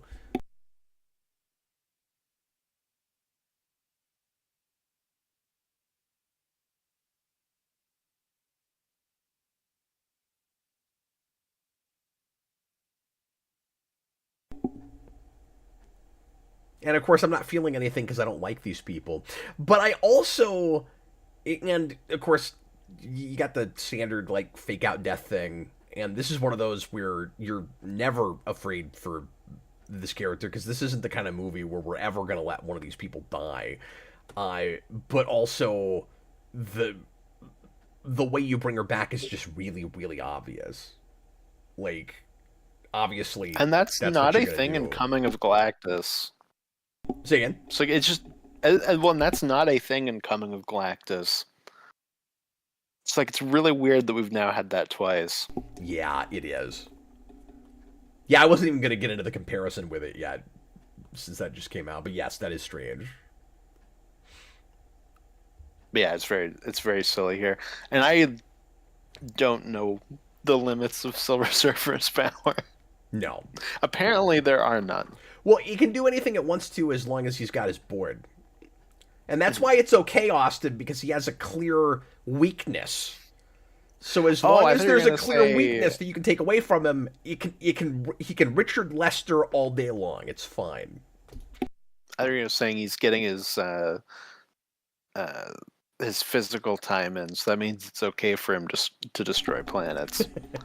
He's surfing Do you like that across part? the USA. You like that part when they first learn about Silver Surfer, where Reed says he's some kind of Suicide Squad? I mean, Silver Surfer. So, in execution, I don't think it's very good, but I do kind of like that Johnny's like, I saw a Silver Surfer, and everybody rejects that, but Reed accepts that. Like, as a moment, I think that's kind of nice, but in execution, it's lame. I agree with that. That's one of those things where we're not in a real comic booky stylized world, so I guess it's whatever. But like, I want Silver Surfer to just be called Silver Surfer. I don't need a human being to name him. Like, isn't that how he's known everywhere in comics? Like, it's not a person on Earth that looks at him and says Silver Surfer, right? Like, he's just referred to that way. No, and you could take that and do it with like a million things. Like, I saw this man, he was a mole. That's dumb. That you didn't see that. And then Reed's like, this mole man. Oh, and we have Mole done Man it does- with a million things. Absolutely. And Mole Man does not exist because Silver Surfer was like boring holes in the planet. This is how shallow and superficial all the characters are in this movie. And when I said earlier, like, I can't feel anything because I don't care about these people, I mean, I can't even go that far. They don't feel like actual people. So we were talking earlier about character, about, like, interpersonal conflict and stuff. I can't get upset with the characters. They're just doing whatever seems dramatic in the moment. Like, they don't actually feel like real people at all. But I have to say though, yeah. I laughed really hard at the end of this movie rewatching it today when it was like, oh, are we gonna have another big wedding? Nope. And then it just cuts to them getting married in China. No, it's Japan. It's weirder than that. So, Japan. Okay. I'm sorry. My so bad. they have a big fight at the Great Wall of China because it's like Independence Day. I think that's what threw me off. Is I thought they were still in China. Well, that's what I thought too. But I was looking at subtitles and it said people were speaking Japanese, and then I looked closer and it definitely looked like Japanese kimonos and stuff. Like it's not Chinese. It's Japanese. So what's really weird is because I thought for a second and I was like, what does Japan have to do with anything? And then I went, so we bookended the movie arbitrarily with two scenes in Japan that have nothing to do with each other. Like, the movie opens in Japan with that boat, but they're going to Japan at the end. It has nothing to do with that.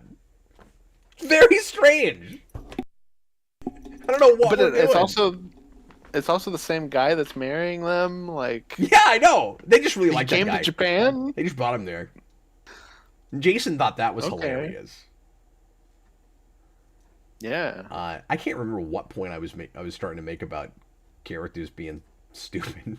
I can't remember something. Oh, just that like all of them should die and like they're worthless and not good. Oh, is that what I was saying? I think that's what you were saying. That might be what I was saying.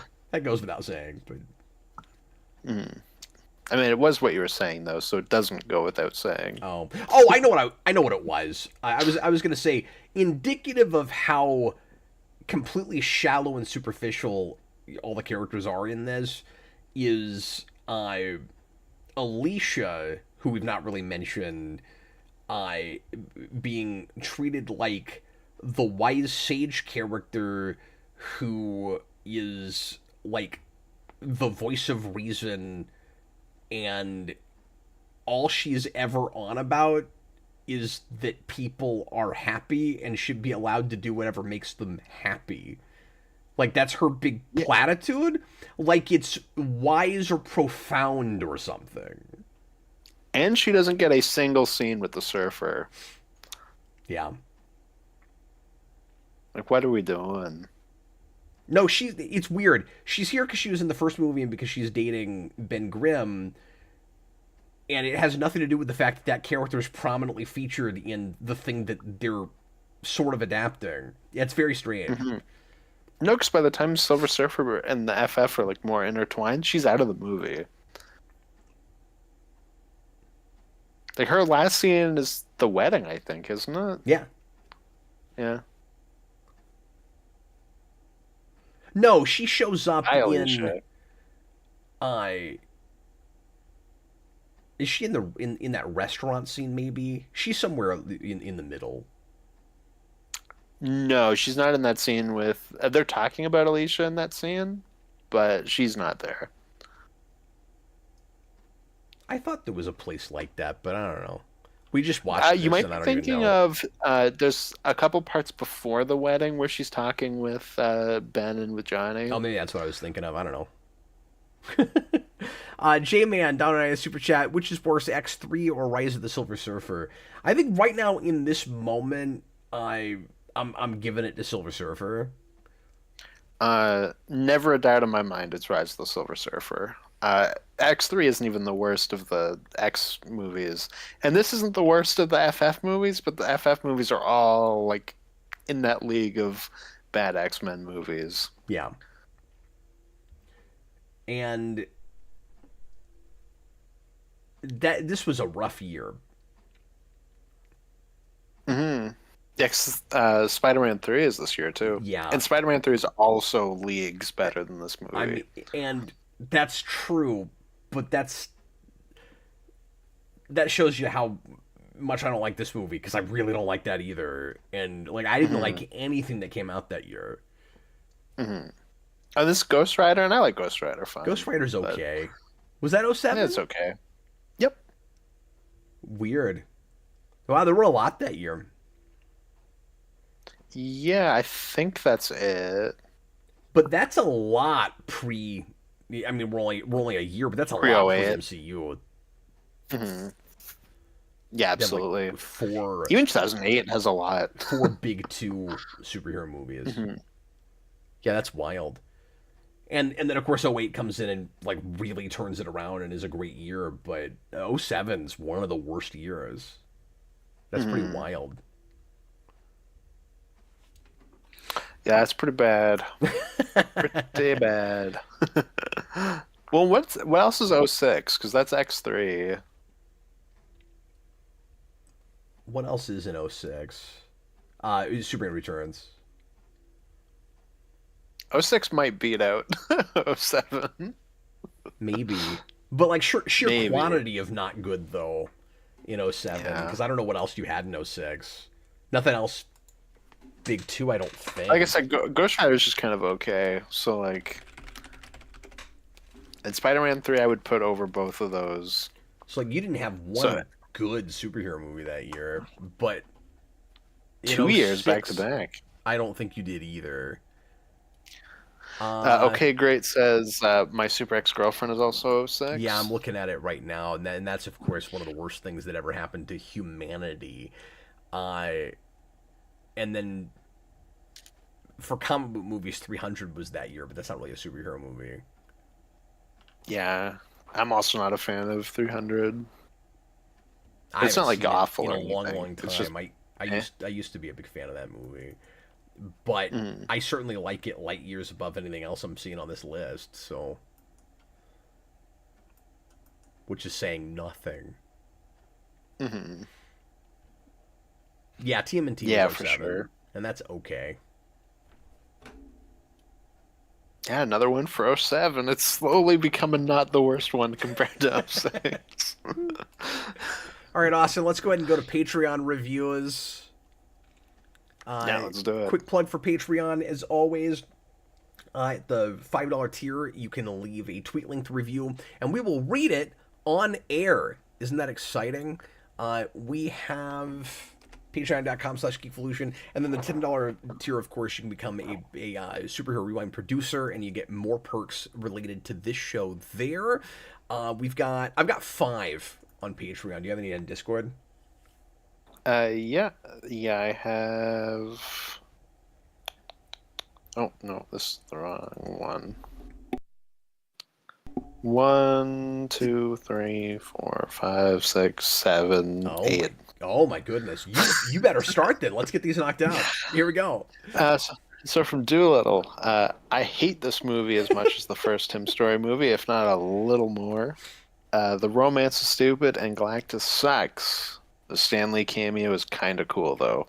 Nemesis, all caps, multiple exclamation Yeah, points. you mentioned the Stanley cameo, and then I kind of bulldozed over that. Sorry. That No, I was mean, um. I didn't really have much to say about it. It's pretty cool. Well, it's fun because it's an actual callback to a comic thing. Hmm Yeah, exactly. It just is his cameo in their wedding. What's weird about it, like it's a very Stanley kind of joke, where if you think about it for 3 seconds, it doesn't really make a lot of sense.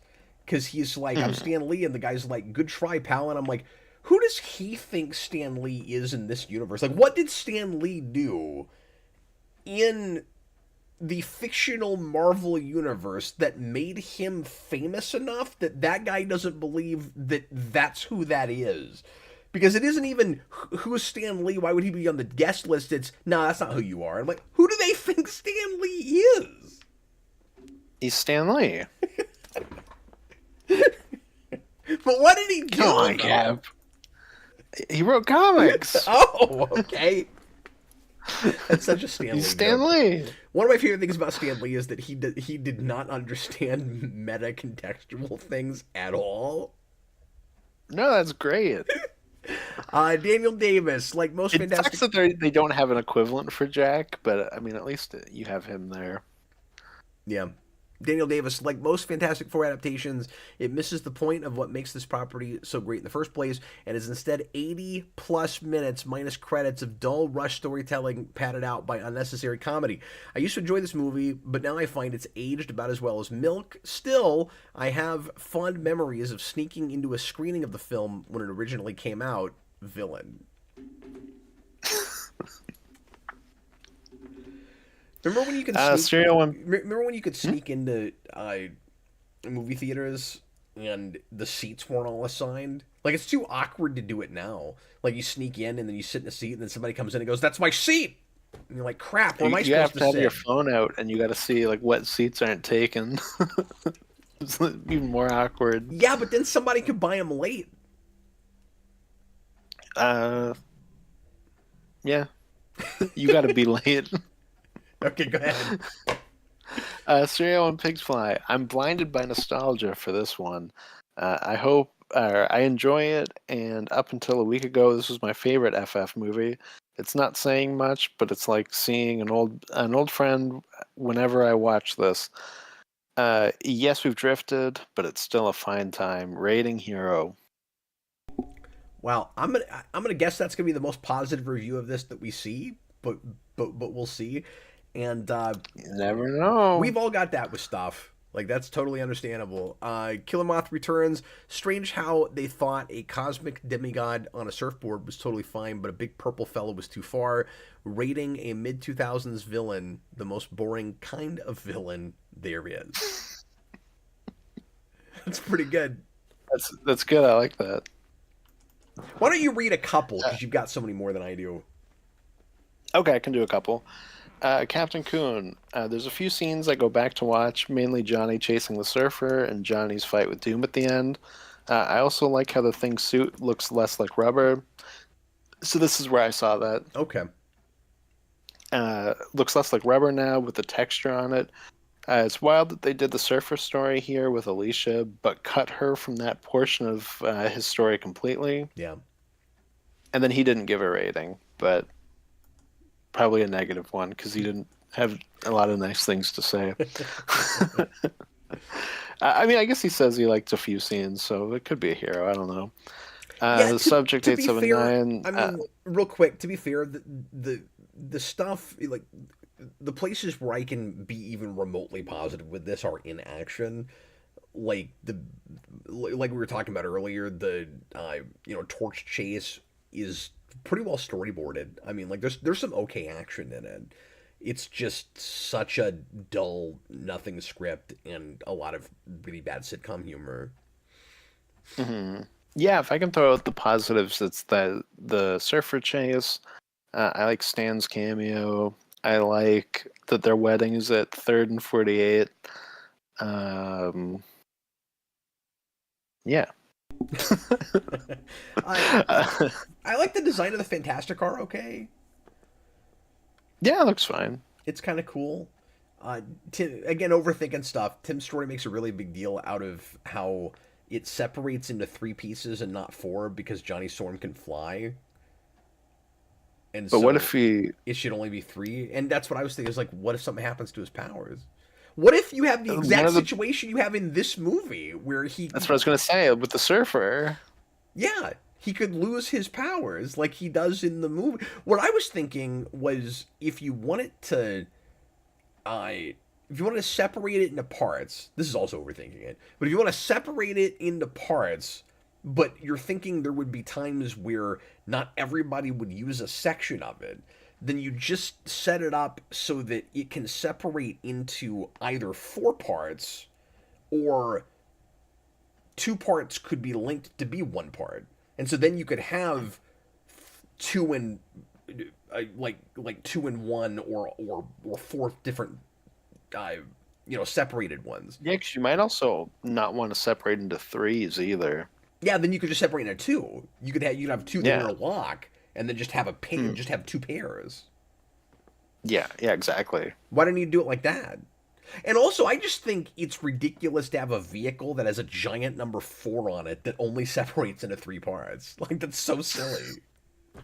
Yeah, get out of here, Tim Story. Subject 879. You think you're so smart. Somehow a step down from the 05 movie. The surfer is cool, but everything around him sucks. Rating Nemesis. Super Billy. This came out at a time when I had no taste and enjoyed every movie I saw, and even then, this was disappointing for me. I liked the Silver Surfer and the cast sans Jessica Alba, with her unfortunate wig and contacts. That's it. Rating Nemesis. That's a good point. I forgot about the contacts. Yeah. Ironic pinball. Yeah, and the wig looks rough too. Ironic pinball. Since I have not seen this movie, I have nothing valid to say. Thank you. Sprockets Lover.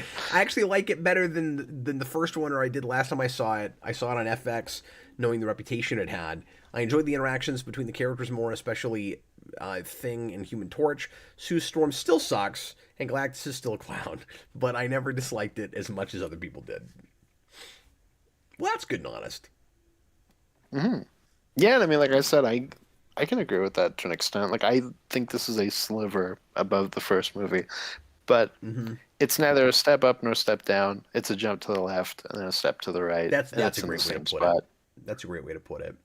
It's just if I'm if I'm making like a checklist of stuff, there are boxes it ticks better, like it has a plot, you know? So like actually it's a lot, uh it has 3 acts, you know? Exactly. It It's not has a pilot. it has some action in it in an action movie that's not just the the last fight that lasts 3 seconds. Like it's certainly paced better. Hmm. And Saturn sucks. Like it's good to see him get a like comeuppance once in a while. Can you like what would happen in real life is you go it's 2007, 10 years ago, we still had a video game system with games in like being developed for it called Saturn, and we've lost the planet. At least Sega would have something to say about it.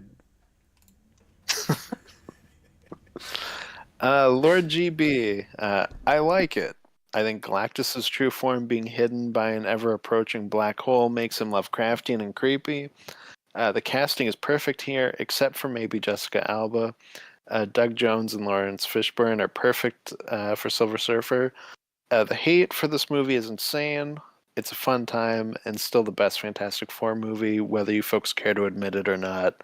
Rating hero. Who is this again?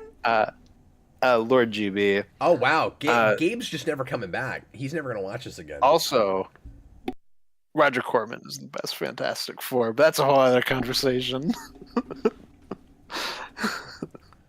I've just got one more left. Bag Studios certainly won't age well in hindsight, but it isn't good in the first place either. Mostly because it's dreadfully boring through great swaths of its runtime. But the Surfer himself was always really cool to me, and the power swapping gimmick was fun as a 7-year-old villain, but the kind that you kind of like to hate.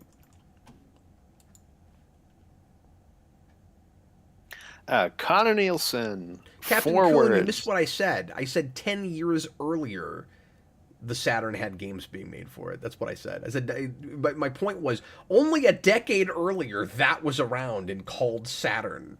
That's all I was saying. Connor Nielsen. 4 words: colossally stupid, immensely boring. Rating Nemesis. Okay, let's go into our ratings. Austin, are you going? Oh, hold on. Sorry, Matt 68. An incredibly terrible mess. An incredibly terrible mess. Rating Nemesis. That was my last one. Oh, sorry about that. No, it's okay. I didn't know you had any more. I should pull those up and look at them while you're reading them, and then I wouldn't do that. No, it's okay. Like I said, I had quite a few. So. Adam March Cap is getting feisty. Still upset he didn't get those Silver Surfer quarters. I'm upset they don't look as cool as I thought they might. That's why I'm upset. So but I guess it's fitting for this movie. Okay, Austin, go ahead and give us your rating, man. Nemesis. This movie sucks. I can at least be happy. Transformers: Rise of the Beasts is this movie done better? Oh yeah, you said this that movie before. Sucks. What is your rating? Yeah, I guess that's a better movie than this. Oh wait, Rise of the Beast. I was thinking of a different one. I haven't seen that. I haven't seen that. Yeah, no, because that does the same. The main villain is like the Herald of Unicron. Like it's that same kind of. We're dealing with that before we're dealing with Galactus. Okay.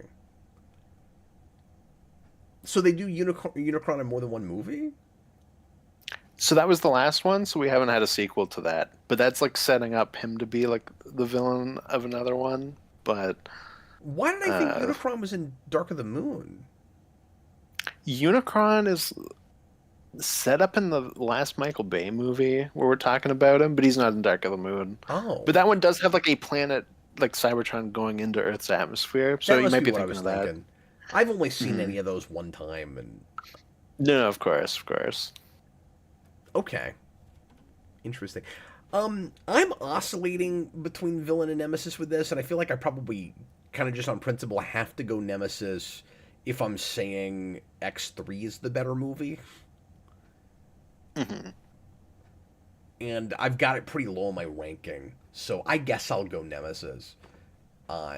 It's just I think that's what I gave the first one. I've got So slightly more positive things to say with this than I have other things that I've made that I've made the Nemesis reading, but there's not much to like here certainly. And I did. It's kind of like Superman Returns in that I liked it a lot better on first viewing, and that it's gotten worse and worse every time. But I was still disappointed with this in a way I wasn't with Returns when I first saw it. And Returns is probably, I don't know if that's the worst movie or if they're just neck and neck and bad for different reasons. I mean, like, mm. No, I think it's fair. it gets hard to compare these things at some point, but we'll go ahead and look at our rankings now. Austin, I didn't know how to not just put them next to each other. I did the exact same thing. And like I said, I was going back and forth trying to decide if I liked it better or worse than the other one, and I think I've landed on it's slightly better. So I'm gonna flip these because right now I have it one under the first one, but I'm gonna move it above it. I think. Okay, yeah. Here, I just pulled up your list. So I've got it at 39, but I'm gonna put it at 38. Okay. Although I might move the Ultimate Avengers movies a little bit higher because like I don't really like them very much, but they're probably better than the Fantastic Four movies. Possibly. I mean, they're both just kind of generic and lame and forgettable. You should definitely move them under Toxic Avenger, though. I guess. I mean, I just don't like that either. But No, I mean you're allowed to pick whatever you want. yeah, I don't. Okay. I don't understand your love for that. That's a hard movie for me to get through. But like, there's filmmaking things that are fun about that. But it's more fun to listen to somebody talk about than actually have to sit through. Let's see what Austin's ranked this at. He did, yeah, like you said, you did the same thing I did, except you've just got them both a little lower than I do. So 40, 44, and Yeah. 45 and 46. Yeah, exactly. Yeah, I mean, like I said, they're so consistent. It's hard for me to put them too far from each other. Well, anything else you got to say about this? I think we're right at the end here. No. They should be deleted from existence. Yay, now we don't have to talk about those anymore. We finished that up. And our brains thank us. Okay, Austin, why don't you reveal what we're going to talk about next time? I'm out next week, all week. We'll have a hiatus for the whole week for next week. I'm out of town. But we'll come back the week after with a new Superhero Rewind commentary. And it is a somewhat obscure one. And Austin's going to tell us what it is. Yeah, and one that neither of us have seen. The next one we're doing is The Specials. So yeah, tell everybody kind of what that is. Two people, because I'm sure there's people that haven't heard of that. I've had it on my shelf back here for like 15 years. Well, I haven't been in this house that long, but I've had it with my superhero movies for like 15 years. I've never seen it. Yeah, that is a movie written, and I don't know if he's like a major role, but he's like a role in it by James Gunn, and it's a superhero team movie.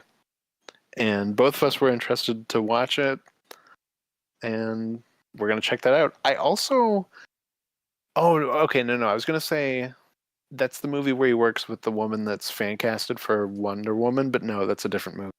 That's the Belko Experiment. Yeah, I was curious to finally watch it because I heard him bring that up in a podcast recently when he was going through his filmography with somebody, and I didn't realize he had worked on that. And so this is before he directs anything. Like, this is before Slither, this is before Super, obviously, you know, all of that stuff. So, like, he might have already written Scooby-Doo by that point.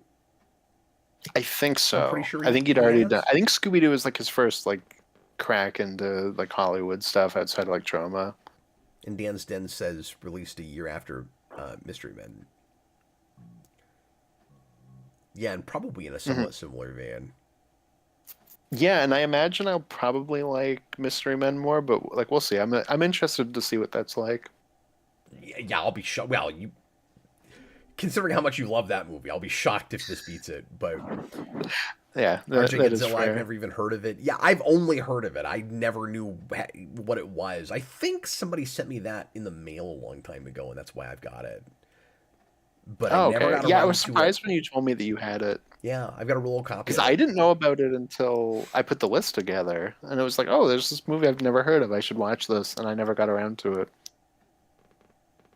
Yeah, I was always leery of it, and this probably isn't true, but I was always leery of it because just based on that title and when it came out, I thought it was probably just like making fun of handicapped people or something. Like Oh that yeah. was the assumption I was made with it. So we'll see if I that's mean, who true. knows? Oh, that's weird. Okay, great says the director of The Last of Us, like the showrunner of The Last of Us directed it. Do you know what else he directed, Cab? Whoa, no. Oh God. What? Superhero movie. Really? The showrunner of The Last of Us directed superhero movie. That's awesome. That is canon. Well, that's canon with life, folks. And someday we'll have to do that, Austin. Yes. And Austin's excited Unfortunately. about it. He's been just begging me to Well, do it is true. I superhero keep movies. finding ways that we can do that movie where it's like, oh, Naked Gun's coming out, Leslie Nielsen, boom, there we No, go. we talked about it. But We considered doing that next time, and then Austin was in the same breath. He was like, "I'm dreading that," but this is a really good time to do it. We can totally do it. then I thought of a good connection to Naked Gun with this movie, so there we go. It's covered. We covered our bases. Well, once again, thanks guys for hanging out with us. Thanks for watching live or after the fact, whatever you're doing. It was a lot of fun interacting with everybody tonight, as always. Thanks for the super chat support for folks that did that, and thanks also to all of our patrons, as always. And once again, patreon.com/geekvolution. The $10 tier makes you a Superhero Rewind producer, and one of the perks that you get there, of course, is I will dramatically read your name at the end of each episode of the Superhero Rewind Commentary Project. And I'm going to do that right now, and I might slur a little bit because I'm exhausted and about to fall over. I was up too late last night finishing the final render for Superhero Rewind the movie. It is done. It is 100% in the can, and it comes out next month. I think we're into August right now, as of half an hour ago. So it comes out this month, and I'm so excited to show it to you guys. It'll be the very end of the month, the last Friday of the month is the plan right now. So, I don't know, we'll tease for that. But anyway, thanks to all the patrons, especially our producers, including Jesse Surtees, Chewbacca's Lover, Dr. Hello, Elliot Slater, Goofster123, Ironic Pinball, Joe Turner, Joe Gira, Bag Studios, Killer Moth Returns, Slip Maker, Super Billy, Vic Apocalypse, Victor, Abic Stark, Adam March, Serial and Pigs Fly, Checkers the Inventor, Damon Begay, Hot Soup, Kareem Roberts, Kate Blaze, MadBat68, Matthew Brody, Michael Martin, the Captain Coon, and that's everybody. Thanks, folks. Appreciate you. I like to just see if I can surprise Austin with my name readings. We, you're starting to go into like a simple Jack there, though. Like, Michael. I wasn't ready for it. Austin, thanks for sitting through another dreadful superhero movie with me, man. I appreciate it. Yeah, well, hopefully the specials ends up good because we've had two really bad ones in a row. Yeah, this was a mistake, but we at least had a week in between, and it was kind of an interesting exercise, I guess, going to two not very good movies related to the two big superhero movies that came out this summer, both of which I liked fine enough, and both of these were terrible. And let's never speak of it again. But you know what? I got two big things out of it. One is they made that coin. That was weird. And the other is I'm going to see if I can redeem my $1.97 download. Yes. On the next rewind, you have to update us on if you were able to get your dollar digital copy. Yeah, but like, am I going to take this thing off? How do you even get your download? I'm not sure how that works. Because for a minute I thought you peel this off, but I don't think you do. I'm not sure. No, because then you'd be able to just pull it off the package. No, is it something in the case? It might be. I'll have to look. I'll have to look closer and see how 18 years later I can get my $1.97 download. You have a digital download and a free fiery hot cheesy sandwich. Because I'm sure Walmart video downloads is still a thing. I've never heard of that, but that might just be a thing that's in America. I don't know. You know why? Because it's 20 years ago, Austin. Mm-hmm. No, that was back in the day when we had Saturn. Remember that? All right, thanks for watching, everybody. We'll see you again next time. I was Captain Logan, and this was Austin the Day Ghost. Good night, everybody. Bye, folks.